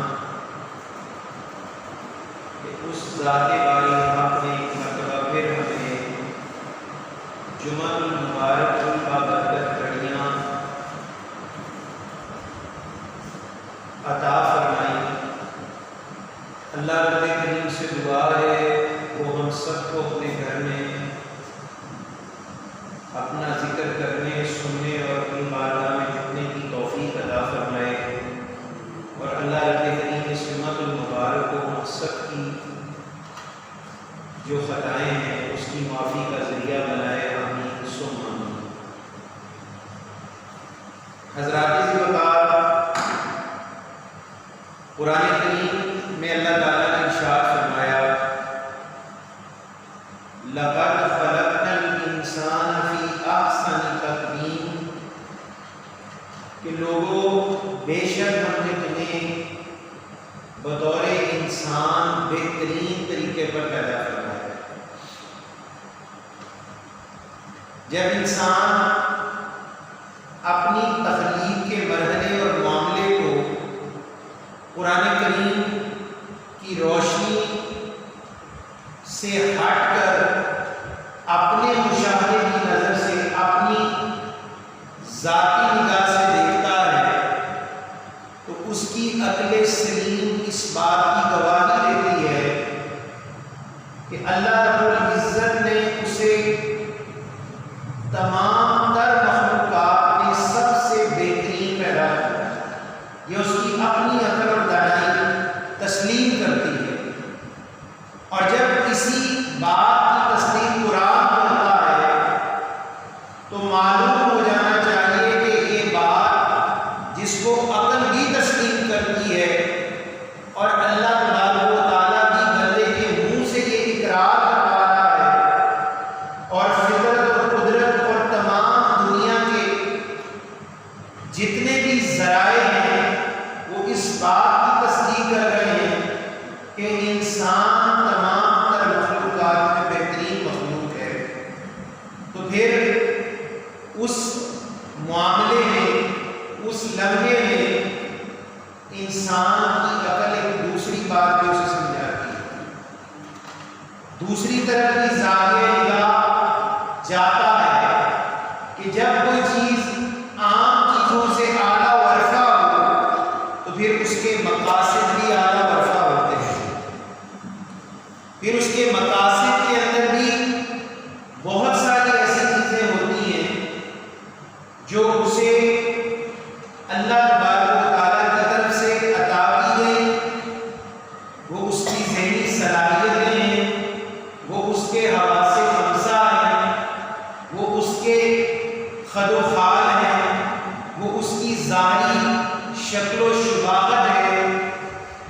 ان ساری نعمتوں کا مطلب یہ ہے کہ بندے کو اللہ تعالیٰ نے کسی اعلیٰ و مرفع مقصد کے لیے پیدا کیا، نہ کہ ان چیزوں کے لیے جسے اس نے اپنا مقصد حیات بنا لیا، اسی ہی کو اپنی ساری مال و متاع سمجھ بیٹھا، اسی ہی کو اپنی زندگی کا اصل حاصل سمجھ بیٹھا۔ ایسا قطعاً نہیں ہے، بلکہ اس کے پیچھے جو مقصد کار فرما ہے وہ بہت اعلیٰ و رفیع ہے، اور اس مقصد کے اندر پہلی بات یہ ہے کہ انسان اللہ تبارک و تعالیٰ کی عبادت کے لیے پیدا کیا ہے۔ وَمَا خَلَقْتُ الْجِنَّ وَالْإِنسَ إِلَّا لِيَعْبُدُونِ، کہ اللہ رب کریم نے یہ وضاحت کے ساتھ فرمایا کہ کوئی جن و انس ایسا نہیں جس کو کسی اور مقصد کے لیے پیدا کیا گیا سوائے اس کے کہ وہ اللہ کی عبادت کرے، وہ اللہ کے سامنے جھکے، اللہ کی تابعداری، اس کے دین پر عمل کرے۔ اور پھر دوسری طرف جب انسان کو یہ شرف، یہ اعزاز، یہ انعام، یہ اکرام اللہ عطا فرمائے کہ میرے بندے تجھے میں بہترین طریقے پر پیدا فرما رہا ہوں، تو پھر اس کو بھی وہ اللہ کا احسان جانے، اس کو بھی اللہ رب کریم کا احسان جانے، تکبر اور غرور نہیں، اکڑ نہیں، اس پر کسی چیز کی حیرانی کا اظہار نہ کرے کہ میں انسان ہوں تو مجھے تکبر کا حق مل گیا، مجھے غرور کا حق مل گیا، بلکہ اس کو محض اور محض اللہ تبارک و تعالیٰ کی رحمت و عطا ہے۔ مرشد مربی کئی بار فرما چکے ہیں اگر اللہ ہم پر کتے کی چمڑی چڑھا دیتا تو ہم کچھ نہیں کر سکتے، کیونکہ انسان مخلوق ہے اور اس کا خالق بنا اللہ، وہ جو چاہے جس مخلوق کے ساتھ فرما دے وہ بے نیاز ہے۔ لیکن اللہ تبارک و تعالیٰ نے ہمیں یہ شرف بخشا، ہمیں یہ عزت عطا فرمائی، ہمیں انسانوں میں پیدا فرمایا، اور اس کے لیے انسیت کا جذبہ، مادہ انسیت رکھا، کیونکہ انسان کا مادہ ہی انس سے ہے، انس ہے اس کی بنیاد چلتی ہے، وہ محبت کے فروغ کے لیے پیدا کیا گیا، فساد کے لیے پیدا نہیں کیا گیا۔ اس کی محبت جس طرح اپنے بیوی بچوں سے ہے، اپنے والدین سے ہے، اپنے رشتہ داروں سے ہے، اپنے اقربا سے ہے، اپنے قریب والوں سے ہے، اسی طرح اس کی محبت اللہ چاہتا ہے عام بندے کے ساتھ بھی ہو، اس سے وہ مخلص ہو جائے، اس کے لیے وہ بے ضرر ہو جائے، نہ صرف بے ضرر ہو جائے بلکہ وہ اس کے لیے نفع بخش ہو جائے، دوسرے کا فائدہ کرے۔ کنتم خیر امۃ اخرجت للناس تأمرون بالمعروف وتنہون عن المنکر، تمہیں بہترین امت کے طور پر نکالا گیا، کس لیے کہ تم نیکی کا حکم دو، لوگوں کو نیکی کی طرف بلاؤ اور لوگوں کو برائی سے روکو، منع کرو، اس لیے کہ اللہ رب کریم تمہاری تخلیق کے اندر یہ خاصہ رکھ چکا ہے کہ اللہ تبارک و تعالیٰ تمہارے ذریعے لوگوں کی بہتری اور بھلائی چاہتا ہے۔ ایک پنکھا ہے، وہ ہوا دیتا ہے، پنکھا ہے، نہیں دیتا تو ایک کباڑ ہے، بیکار چیز ہے۔ ایک مکان ہے، اگر اس میں گرمی سردی حدت اور شدت روکنے کی صلاحیت نہیں تو وہ بیکار ہے۔ اس کا مقصد ہے، ایک کرسی ہے، اس کا مقصد ہے کہ اس پر بیٹھا جائے، اگر وہ ٹوٹ جائے بیکار، اس کا کوئی مقصد۔ اسی طرح انسان کی تخلیق کے پیچھے جو مقاصد کار فرما رکھے گئے، سب سے پہلا مقصد یہ تھا کہ یہ اللہ تعالیٰ کی معرفت کے لیے، اللہ کی پہچان کے لیے اپنے آپ کو سپرد کر دیں، اپنے آپ کو اللہ کی بارگاہ میں سپرد کر دیں کہ یا اللہ میں اپنے آپ کو تیرے سپرد کرتا ہوں، تیری معرفت کے لیے، مقصد میرا یہی ہے کہ تجھے حاصل کروں، تجھے پاؤں، تیری محبت، تیری پہچان حاصل کروں۔ اب اللہ تعالیٰ نے اس کو یہ مقصد دے دیا، ابھی آگے بڑھا، اس نے اپنی اصلاح کے اوپر غور و فکر کیا، اپنی پہچان کے اوپر غور و فکر کیا، اب اپنے عذاب پر غور و فکر کیا، تو پتہ چلا کہ ان مقاصد کے بعد میں نے اپنی اصلاح کرنی ہے، زبان کو کیسے استعمال کرنا ہے، نگاہ کیسے اٹھنی چاہیے، پیر کیسے چلنے چاہیے، میرا لمس کن چیزوں کے لیے حلال ہے اور کن چیزوں کے لیے حرام ہے، میرے لیے کون سی چیزیں کھانے اور پینے میں جائز ہیں اور کون سی ناجائز ہیں۔ یہ اپنے اعضاء کی تربیت کے بعد جب اتنا اعلیٰ ہو گیا تو پھر یہ اپنے باطن پر محنت کرنی شروع ہو گیا، اپنے باطنی معاملات کی اصلاح میں لگ گیا، اب یہ اپنے اخلاق رذیلہ پر بھی، برے اخلاق پر بھی قابو لانے کی کوشش میں ہے کہ مجھ سے جھوٹ نہ بولا جائے۔ یہ تو ظاہری کمر تھا، اب یہ دل پر بھی غور کر رہا ہے، دل میں حسد اور بغض اور ریا اور کبر پیدا ہے، خواہشات نفسانی اگر حرام کی طرف مائل کریں تو اس کو کیسے قابو پانا ہے، ان پر کیسے غالب آنا ہے۔ اگر کسی چیز سے لذت حرام حاصل ہو رہی ہے تو سوچ کے اندر اس حرام لذت سے بھی کیسے پاکی حاصل کریں، یہ اس بندے کی میراث ہے، یہ اس بندے کی میراث ہے۔ آقا نبی کریم صلی اللہ علیہ وسلم دنیا میں تشریف لاتے اور اللہ تبارک و تعالیٰ فرما رہا ہے کہ ہم نے آپ کے درمیان ایسا نبی بھیجا کہ جو آپ کو کتاب حکمت کی بھی تعلیم دیتا ہے، یعلمون کتاب الحکمہ ویزکیہم، صرف وہ کتاب ہی کی تعلیم نہیں دیتا بلکہ آپ کا تزکیہ بھی کرتا، آپ کو صاف بھی کرتا، پاک بھی کرتا۔ تعلیم اور تربیت دونوں کو اللہ تعالیٰ نے یکجا فرمایا، اور یہی دعا سیدنا ابراہیم علیہ السلام نے بھی مانگی جب بیت اللہ تعمیر کر رہے تھے، یا اللہ ایسا نبی ہمیں عطا فرما جو تیری کتاب کی آیات بھی سنائے اور یا اللہ تیری مخلوق کے اندر تزکیہ نفس پیدا کرے۔ ایک پرندہ اڑ رہا ہے، اس پرندے پہ کوئی قدر نہیں کہ وہ چھت پر بیٹھے، وہ مینار پر بیٹھ جائے، وہ زمین پر بیٹھ جائے، وہ ٹہنی پر بیٹھ جائے، لیکن ایک انسان کے لیے ہر جگہ ایک لمٹ، ایک قدر رکھی ہے۔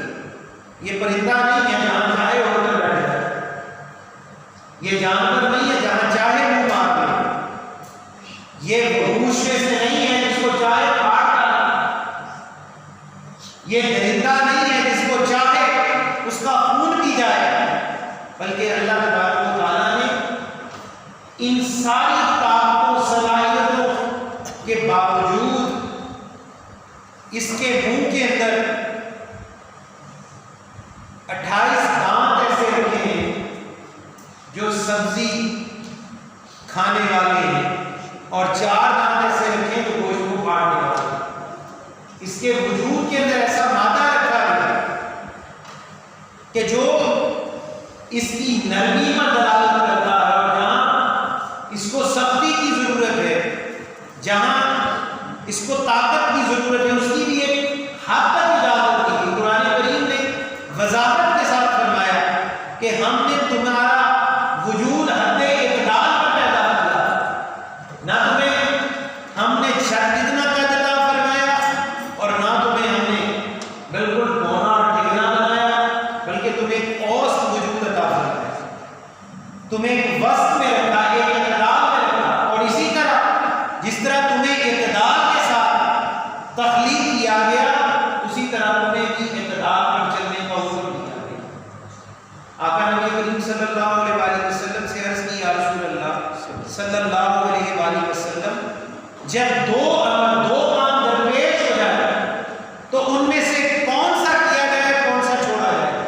قربان میرے محبوب علیہ السلام فرمایا جو تمہیں آسان لگے اس کو اختیار کرو، جو آسان لگے اس کو اختیار کرو۔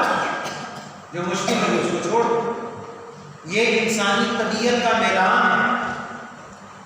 یہ نہیں کہا جو مشکل لگے وہ کرو، لیکن پھر دوسری طرف یہ فرمایا جب انسان کی تربیت اس قدر اعلیٰ اور عرفہ مقام تک چلی جائے، وہ اتنا اپنے درجات کی ترقی میں آگے چلا جائے، تو اتنی اپنی خودی پر محنت کر لے کہ قرآن کریم وضاحت کے ساتھ فرما رہا ہے کہ اگر تمہیں پھر جہاد کا حکم آئے تو تم یہ نہ دیکھو کہ تمہارے نرم اداس بستر تمہیں کیا کہتے، تمہاری ٹھنڈی چھاؤں والے گھر تمہیں کیا کہتے، تمہاری بیوی بچے اور آرام و سکون کیا کہتا ہے، پھر اللہ کی خاطر ترسل کر۔ اگر حج فرض ہے تو یہ نہ دیکھو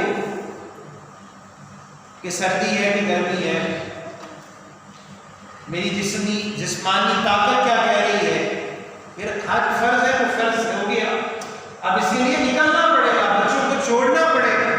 ایک پر مشقت عبادت جس میں نماز بھی ہے، جس میں صدقات بھی ہے، جس میں روزہ بھی ہے، ساری چیزوں کا قربانی بھی ہے، ساری چیزوں کا ایک مجموعہ ہے، وہ ادا کرنا پڑے گا، کیونکہ اب یہ بھی ایک جہاد ہے۔ آقا نبی کریم صلی اللہ علیہ وسلم فرماتے ہیں جس پر حج فرض ہو گیا، یعنی وہ صاحب نصاب ہے، اتنا مال ہے اس پر حج فرض ہے، وہ حج نہ کرے، میرے محبوب علیہ الصلوۃ والسلام فرماتے ہیں اللہ کو اس بات سے کوئی غرض نہیں کہ وہ مسلمان بنے یا کافر ہو کر، دین اسلام کا اس سے کوئی تعلق نہیں، اس پر حج فرض ہے اور وہ حج نہیں کر رہا، بہانے بنا رہا، ابھی مجھ پر بیٹیوں کا فرض ہے، ابھی تو میں نے یہ کرنا ہے، ابھی گھوڑا خریدنا ہے، ابھی تو میرے یہ ٹارگیٹ ہے، یہ سب عذرے بیکار ہیں، عذرے نہ کر۔ آقا نبی کریم صلی اللہ علیہ وسلم کا یہ ارشاد فرمانا کہ وہ مسلمان ہو کر مرے یا کافر ہو کر مرے، دین اسلام کو اس سے کوئی غرض نہیں، اللہ کو اس سے کوئی تعلق نہیں، اس سے بڑی وعید کیا ہو سکتی ہے۔ اسی طرح عبادات کے اندر زکوٰۃ فرض ہو گئی، پیسہ بھی ہے، مال بھی ہے، صاحب نصاب ہے، اللہ کی راہ میں خرچ کرنا پڑے گا، بظاہر اس میں کمی نظر آ رہی ہے کہ جہاں 1 لاکھ میں 2500 روپے نکل گئے تو یہ کمی نظر آ رہی ہے، کہ اللہ فرماتا ہے اس کمی کو کمی نہ جانا، بلکہ یہ تمہارے مالوں کے اندر اس کے ذریعے اور اللہ برکت عطا فرمائے۔ اب عقل سلیم یہ کہہ رہی ہے کہ بھائی یہ تو کمی ہے، یہ عقل کہہ رہی ہے، لیکن جس کو اللہ نے عقل سلیم عطا فرمائی، جس کو اللہ تعالیٰ نے دین کی فہم اور سمجھ سے مزین کیا، وہ عقل کہتی نہیں یہ کمی نہیں ہے، بلکہ یہ وہ برکت ہے جس کے ذریعے میرے لیے اور برکتیں داخل کی جائیں۔ اللہ کی راہ میں خرچ کر، کیونکہ خرچ کرنے سے چیزوں میں اضافہ ہوگا، یہ دنیا کا بھی اصول ہے، بال نہ کاٹے جائیں تو بال مشاخے ہو جائیں گے، سوکھ جائیں گے، سڑ جائیں گے، گرنا شروع ہو جائیں گے، کاٹتے رہو تو بڑھتے ہیں۔ کسی فصل کو دیکھا جائے، اگر اس کو ایک خاص وقت پر اس کی کٹائی نہ کی جائے، وہ سڑ جائے گی، جل جائے گی، ختم ہو جائے گی۔ ایک درخت ہے، اس کی کاٹ چھانٹ نہ ہو، وہ پھلدار نہیں رہے۔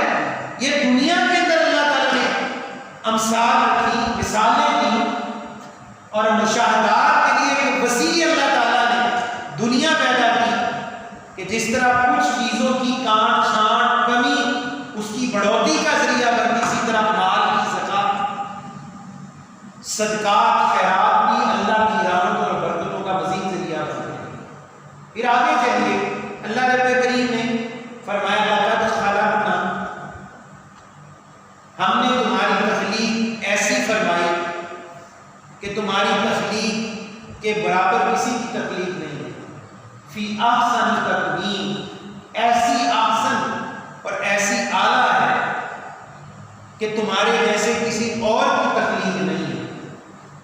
ڈاکٹر جب انسان کا جسم چیر پھاڑ کر دیکھتے ہیں، آپریشن ہوتا ہے، اس سے پہلے جب ایک جسم کی ڈمی، ایک مصنوعی جسم تیار کیا جاتا ہے، بڑی بڑی لیبارٹریوں کے اندر منہ، ناک، کان، دماغ جگر، دل، پھیپھڑے، اس کے جنسی اعضاء، اس کے رگیں، اس کے پٹھے، اس کا لبلبہ، اس کے گردے، اس کا نظام نظام، اس کا نظام تنفس، جب اس پہ ایک غور کرنے والا غور کرتا ہے، وہ کہتا ہے یہ انسان نہیں، یہ پوری کائنات ہے، یہ پوری کائنات ہے۔ کیسا اللہ نے اس کا بہترین نظام پیدا کیا کہ اسی وجود کے اندر اللہ تبارک و تعالیٰ دوسرے انسان کا وجود پیدا فرما دیتا ہے۔ اگر وہ عورت ہے تو وہ ماں بن جاتی ہے، اسی وجود کے اندر، انہی نالیوں میں سے جہاں خون دوڑ رہا ہے، جہاں پیشاب نکل رہا ہے، جہاں رطوبات ہیں، جہاں مادہ تولید ہے، اللہ انہی رگوں میں سے ایک رگ میں سے بچے کے لیے میٹھا شیریں دودھ عطا فرماتا ہے۔ کہ کیسی اللہ کی عجیب تخلیق، سمجھ سے بالا تر ہے۔ یہ تو صرف انسان کی بات ہے، اور جب وہ کائنات کے دوسرے مظاہر کی طرف غور کرتا ہے، سورج، چاند، ستارے، صحرا و دریا، بحر و بر، شجر و حجر کی طرف اس کی نگاہ جاتی ہے، تو ایک حیرت ناتمام ہے کہ یہ اتنا بڑا نظام اللہ تعالیٰ نے جس چیز کے لیے پیدا کیا، وہ چیز حضرت انسان ہے، جو اپنی قدر کو خود نہیں جان رہا، جو اپنی قدر کو خود نہیں سمجھ رہا۔ پہاڑ کس کے لیے، شجر و حجر کس کے لیے، دریا و صحرا کس لیے، بحر و بر کس لیے؟ بقول شاعر کے چاند سورج پیدا کیے تیری ضیا کے واسطے، کھیتیاں سرسبز ہیں تیری غذا کے واسطے، جانور پیدا کیے تیری وفا کے واسطے، سب کچھ تیرے لیے اور تو خدا کے واسطے۔ انسان کو اللہ کے لیے پیدا کیا ہے، اور یہ ساری چیزوں کو اپنی ملک کر جانتا ہے کہ یہ میری ہے، میں ان کا مالک ہوں، یہ میری ملک میں، میری ملکیت میں داخل ہو گئی، میں جیسے ان کا تصرف کروں، جیسے استعمال کروں۔ لیکن جب اپنی باری آئی تو شیطان اور نفس آڑے آ گیا، مانے ہو گیا، کہا نہیں، تو اڑ بھی سکتا ہے، پانیوں میں اتر سکتا ہے، تو بڑے بڑے پہاڑوں کو سر کر سکتا ہے، ان کو ستاروں سیاروں پر کمند ڈال سکتا ہے۔ یہ اس کا نفس، اس کا تکبر اس کو نمرود بنا دیتا ہے، فرعون بنا دیتا ہے، ابو جہل کی راہ پہ چلا دیتا ہے، حقائق کے ہونے کے باوجود ان کی نفی کروا دیتا ہے، کلمہ حق سے منہ موڑ لیتا ہے، تصدیق کی بجائے تکذیب کرتا ہے، ایک وقت آتا ہے پھر تکفیر کرتا ہے، اور ایک وقت ایسا آ جاتا ہے یہ اللہ کو اللہ جاننے کی بجائے خود کو خدا کہنے کے دعوے کرتا ہے۔ یہ بھی اسی وجود کے اندر ہے، لیکن یہ ان کے لیے ہے جنہوں نے اللہ کے ذکر سے منہ کو موڑا، جنہوں نے اللہ کی بارگاہ سے پیٹھ پھیری، لیکن جن سے خطا ہوئی، گناہ ہوئے، بے حیائی کا کام ہو گیا، لیکن شرمسار پھر بھی اللہ کی درگاہ میں کھڑا، اللہ کی بارگاہ میں جھکا، رکوع و سجود کر رہا ہے اور چند آنسو گراتا ہے، ابھی وہ آنسو جاری نہیں ہوتا، اللہ اس سے پہلے اس کے تمام گناہوں کو معاف فرماتا ہے۔ یہ اس کے لیے بہت بڑی اللہ کی طرف سے دلیل ہے، دلیل صادق ہے۔ میرے آقا نبی کریم صلی اللہ علیہ وآلہ وسلم سے پوچھا گیا، یا رسول اللہ صلی اللہ علیہ وآلہ وسلم، جب ایک گناہ گار گناہ کر لیتا اور وہ توبہ کر لیتا تو اس کی مثال کیا ہے؟ اس بات کو ذرا غور سے سمجھیے، ہم اس کو بڑا عام سا لیتے ہیں، ہم اس بات کو بڑا عام فام سمجھتے ہیں۔ عرض کی یا رسول اللہ، جب ایک گنہگار گناہ کر لیتا ہے اور پھر توبہ کر لیتا ہے، اس کی اللہ کے نزدیک کیا حیثیت ہے؟ میرے محبوب نے فرمایا اس کی حیثیت ایسی ہے جیسے اس نے کبھی گناہ ہی نہیں، جیسے اس نے کبھی گناہ ہی نہیں کیا، یعنی اللہ تعالیٰ کی بارگاہ میں اس کو ایسی معافی مل جاتی ہے کہ اللہ تبارک و تعالیٰ اس کی اس خطا کو یاد ہی نہیں رکھتا۔ یہ اس کی شان رحیمی ہے، یہ اتنی بڑی اس کی کرم نوازی ہے۔ حالانکہ اللہ کی ذات کسی چیز کو بھول سکتی ہے؟ معذرت یہ ممکنات میں نہیں، لیکن میرے آقا فرماتے ہیں ایسے ہی ہے جیسے اس نے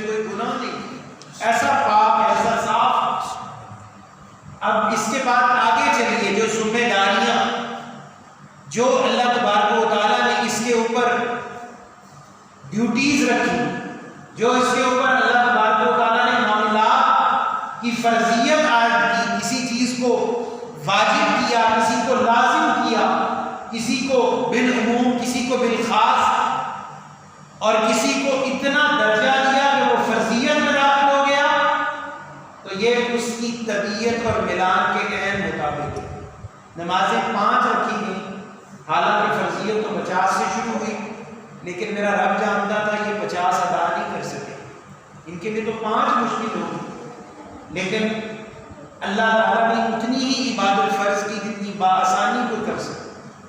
اگر اللہ یہ فرماتا 6 مہینے روزے رکھو اور 6 مہینے نہ رکھو، یہ اللہ تعالیٰ نے نہیں فرمایا، بلکہ اللہ نے 1 مہینے روزے کی فرضیت رکھی۔ اسی طرح اللہ تبارک و تعالیٰ نے اس کے اوپر ان چیزوں کی فرضیت رکھی کہ جو چیزیں اس کے لیے نہایت ناگزیر ہیں، اس کے ایمان بچانے کے لیے ضروری ہیں، جو اس کے لیے اس قدر لازم ہے، جیسے ہوا، پانی، غذا، اس کے زندہ رہنے کے لیے ضروری ہے، اس طرح اس کے ایمان کے لیے جن چیزوں کو ضروری ہے اللہ تعالیٰ نے جانا ان کو فرضیت کا درجہ عطا کیا، اور ان کے لیے اللہ تعالیٰ نے تواتر کا عمل نہیں رکھا کہ تواتر کے ساتھ کرو، بلکہ اللہ تعالیٰ نے اس میں توقف بھی رکھا۔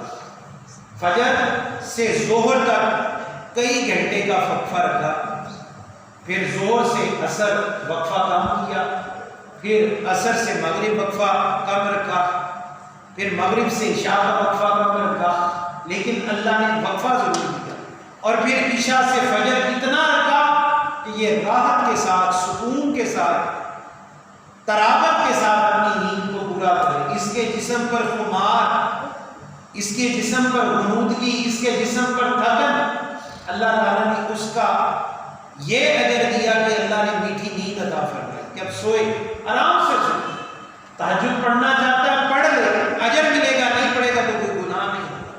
لیکن جہاں اللہ کے انبیاء کی بات آئی، اللہ نے ان پر تہجد کو بھی فرض کرا دیا۔ ایک عام مومن اس پہ تہجد فرض نہیں ہے، اس کے لیے نفلی عبادت ہے، سنت موقدہ نہیں رکھی، سنت غیر موقدہ رکھی، یعنی سنت غیر موقدہ ہی نفل ہوتی ہے، نفل اور سنت غیر موقدہ میں قطعاً کوئی فرق نہیں ہے۔ اور دوسری طرف جب ایک عام ہم جیسے گناہگار بندے کی بات آئی تو اس کے لیے نفلی عبادت بنایا، کر لے تو اجر ہے، نہ کرے تو منع نہیں۔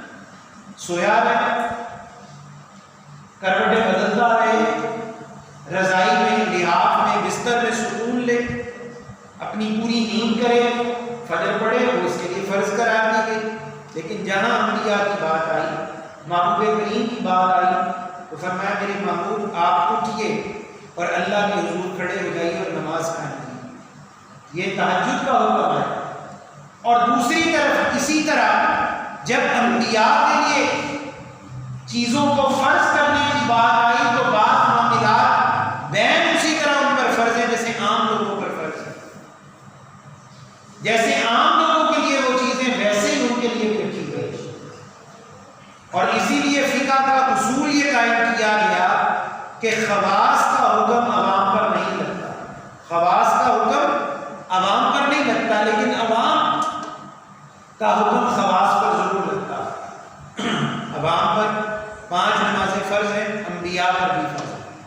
عوام عام ہے، انبیاء خواص ہیں، لیکن جو حکم عوام کے لیے وہی خواص کے۔ روزہ رمضان المبارک کا فرض ہے، جو حکم عام کے لیے وہی خواص کے لیے۔ زکوٰۃ عام کے لیے، صاحب نصاب کے لیے فرض ہے، ان کے لیے بھی ویسے ہی فرض ہے۔ جہاد جیسا ان پر فرض ہے ویسا ہی ان پر فرض ہے، حج جیسا ان پر فرض ہے ویسے ہی ان پر فرض ہے۔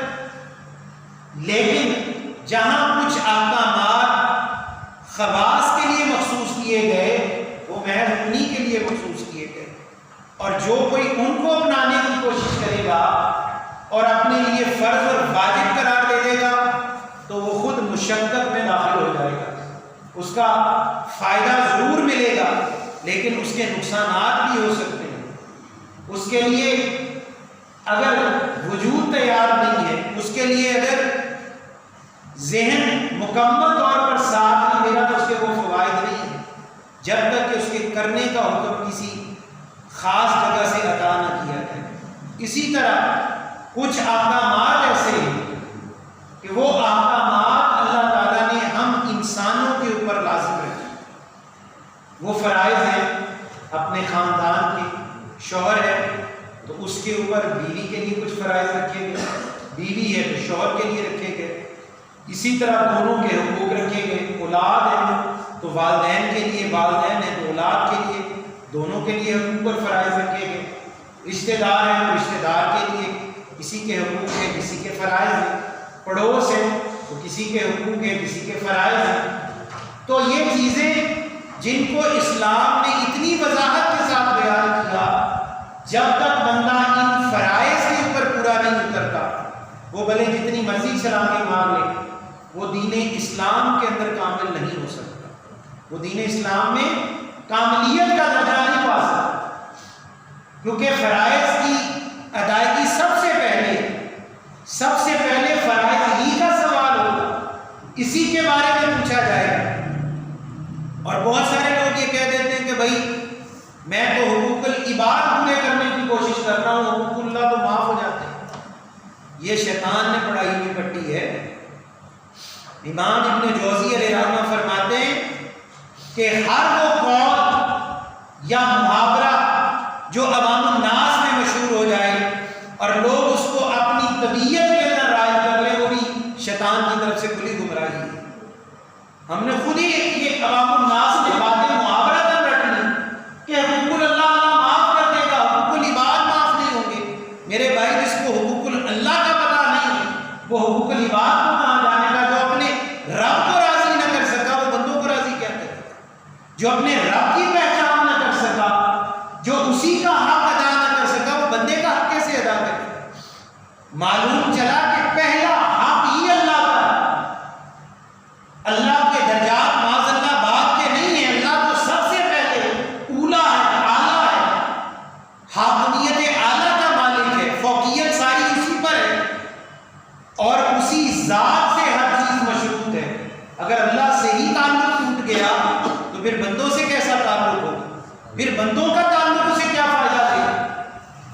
اور جب اللہ سے تعلق جڑ جاتا ہے، پڑھیں حدیث مبارکہ، میرے آقا نبی کریم صلی اللہ علیہ وآلہ وسلم فرماتے ہیں جو بندہ اللہ کے لیے مخلص ہو جاتا ہے، اللہ اس کی محبت تمام تر مخلوقات کے دلوں میں پیدا فرما دیتا ہے۔ انسانوں میں، درندوں میں، جنگلات میں، پرندوں میں، شجر و حجر میں، یہاں تک کہ مچھلیاں پانیوں میں اس کے لیے استغفار کرتی ہیں، آسمانوں میں پرندے کرتے ہیں، تہہ زمین حشرات الارض اس کے لیے دعا کرتے ہیں کہ یا اللہ جس سے تو محبت کرتا ہے ہم بھی اسی سے محبت کرتے ہیں۔ اسی لیے اللہ والوں کی قبر میں ان کو کیڑے نہیں کھاتے، اسی لیے قبر کی مٹی اللہ والوں کے جسم کو برباد نہیں کرتی، کہ وہ مٹی بھی اللہ کی وجہ سے اللہ والوں سے محبت کر رہی ہوتی ہے، وہ ان کے لیے حفاظت کا ذریعہ بنتی ہے۔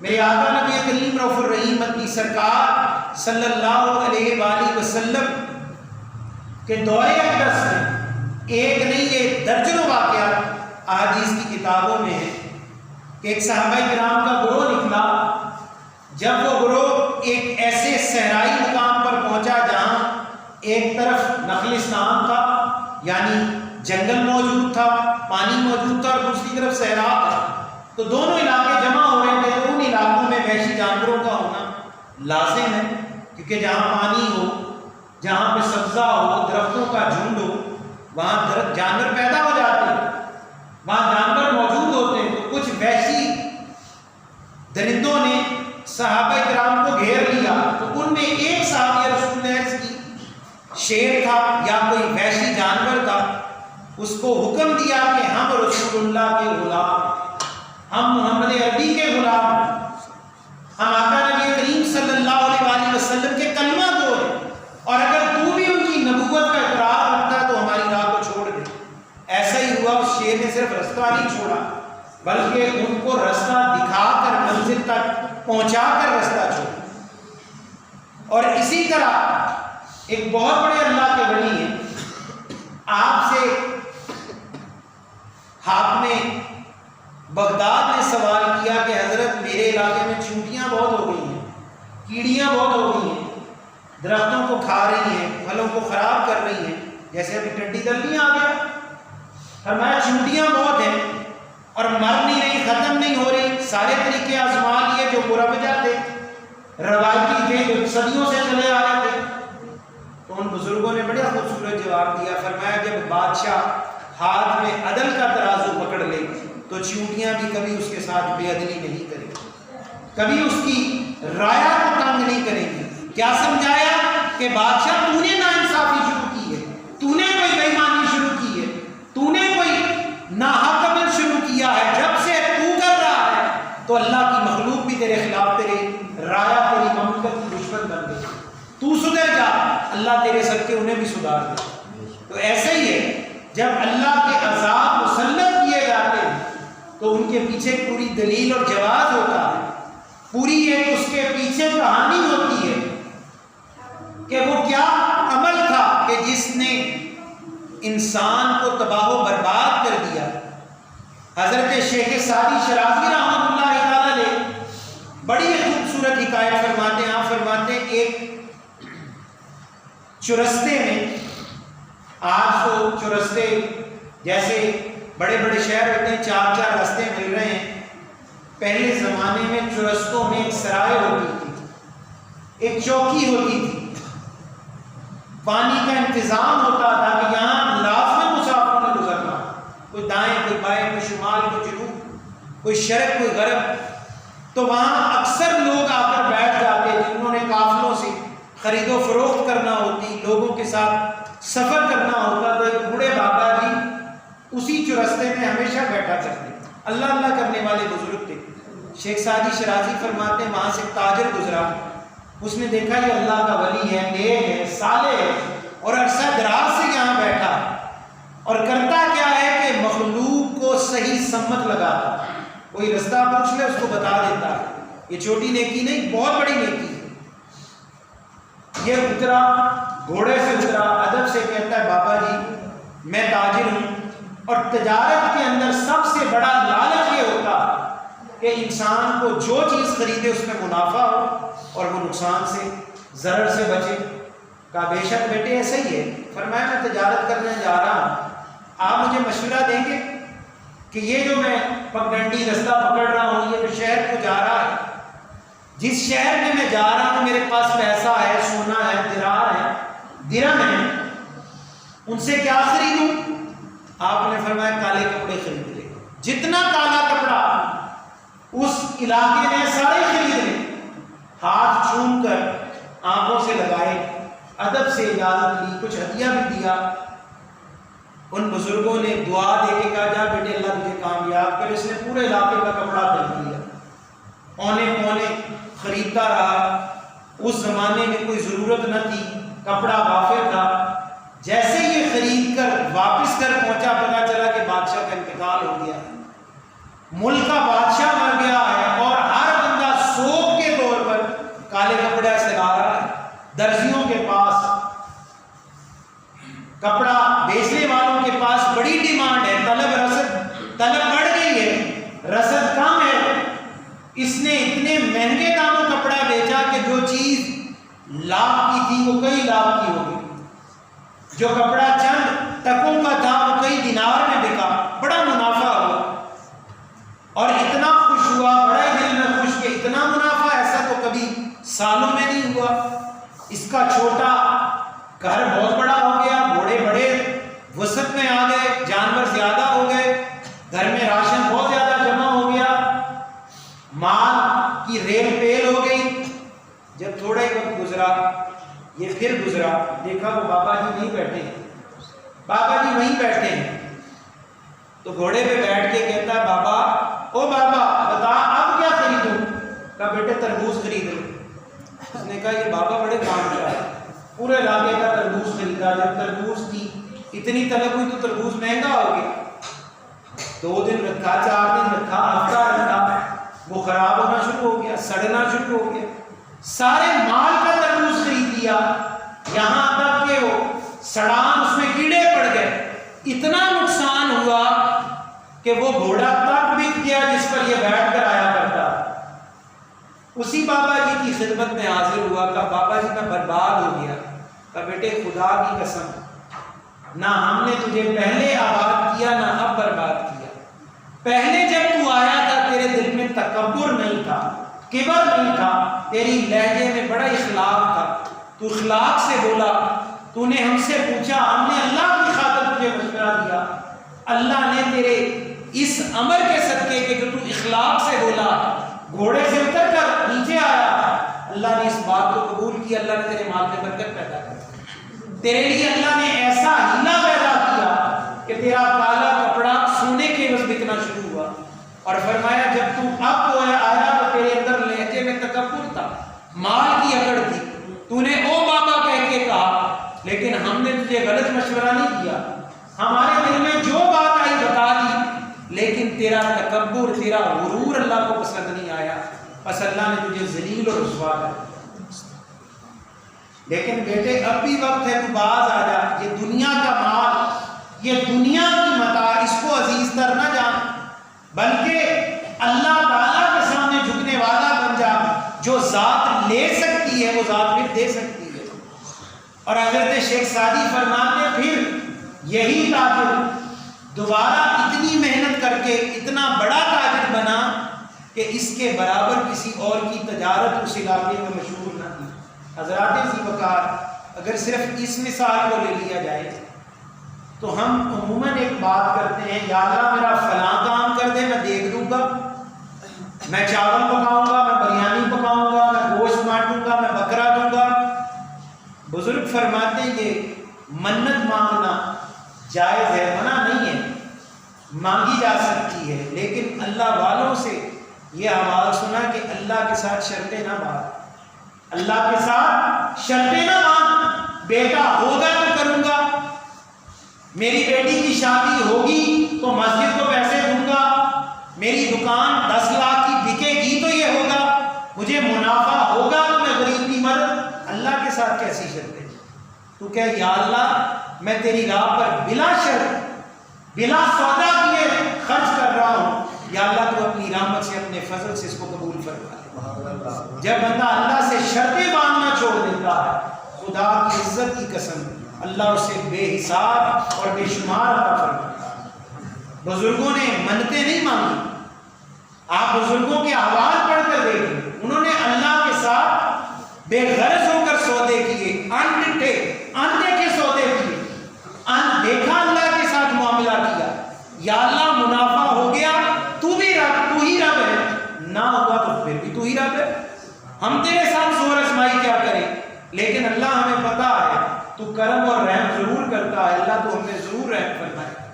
تو جب بندہ اتنا مخلص ہو جاتا ہے، شرطیں نہیں باندھتا، مسجد ہے تو اس لیے اللہ کے گھر کے اندر تعاون کرتا ہے، اللہ تیرا گھر ہے، یا اللہ میں اس لیے تیرے گھر میں حصہ ڈالوں گا، یا اللہ تو اس رزق کے صدقے میرے گھر کو آباد کر دے۔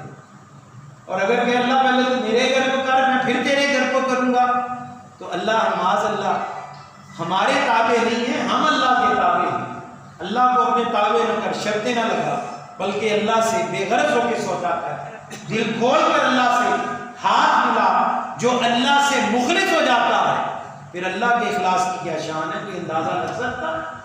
میرے بھائی، میرے دوست، میرے عزیز، کچھ سوچیں، کچھ رویے ایسے ہوتے ہیں جو بندے کی راہ میں رکاوٹ بن جاتے ہیں، جن کے بارے میں انسان کو خبر تک نہیں ہوتی، وہ بولتا ہے، اس کے بولنے میں اس کے نتنے پھولتے ہیں، اسے پتہ ہی نہیں میرے نتنے پھول رہے ہیں،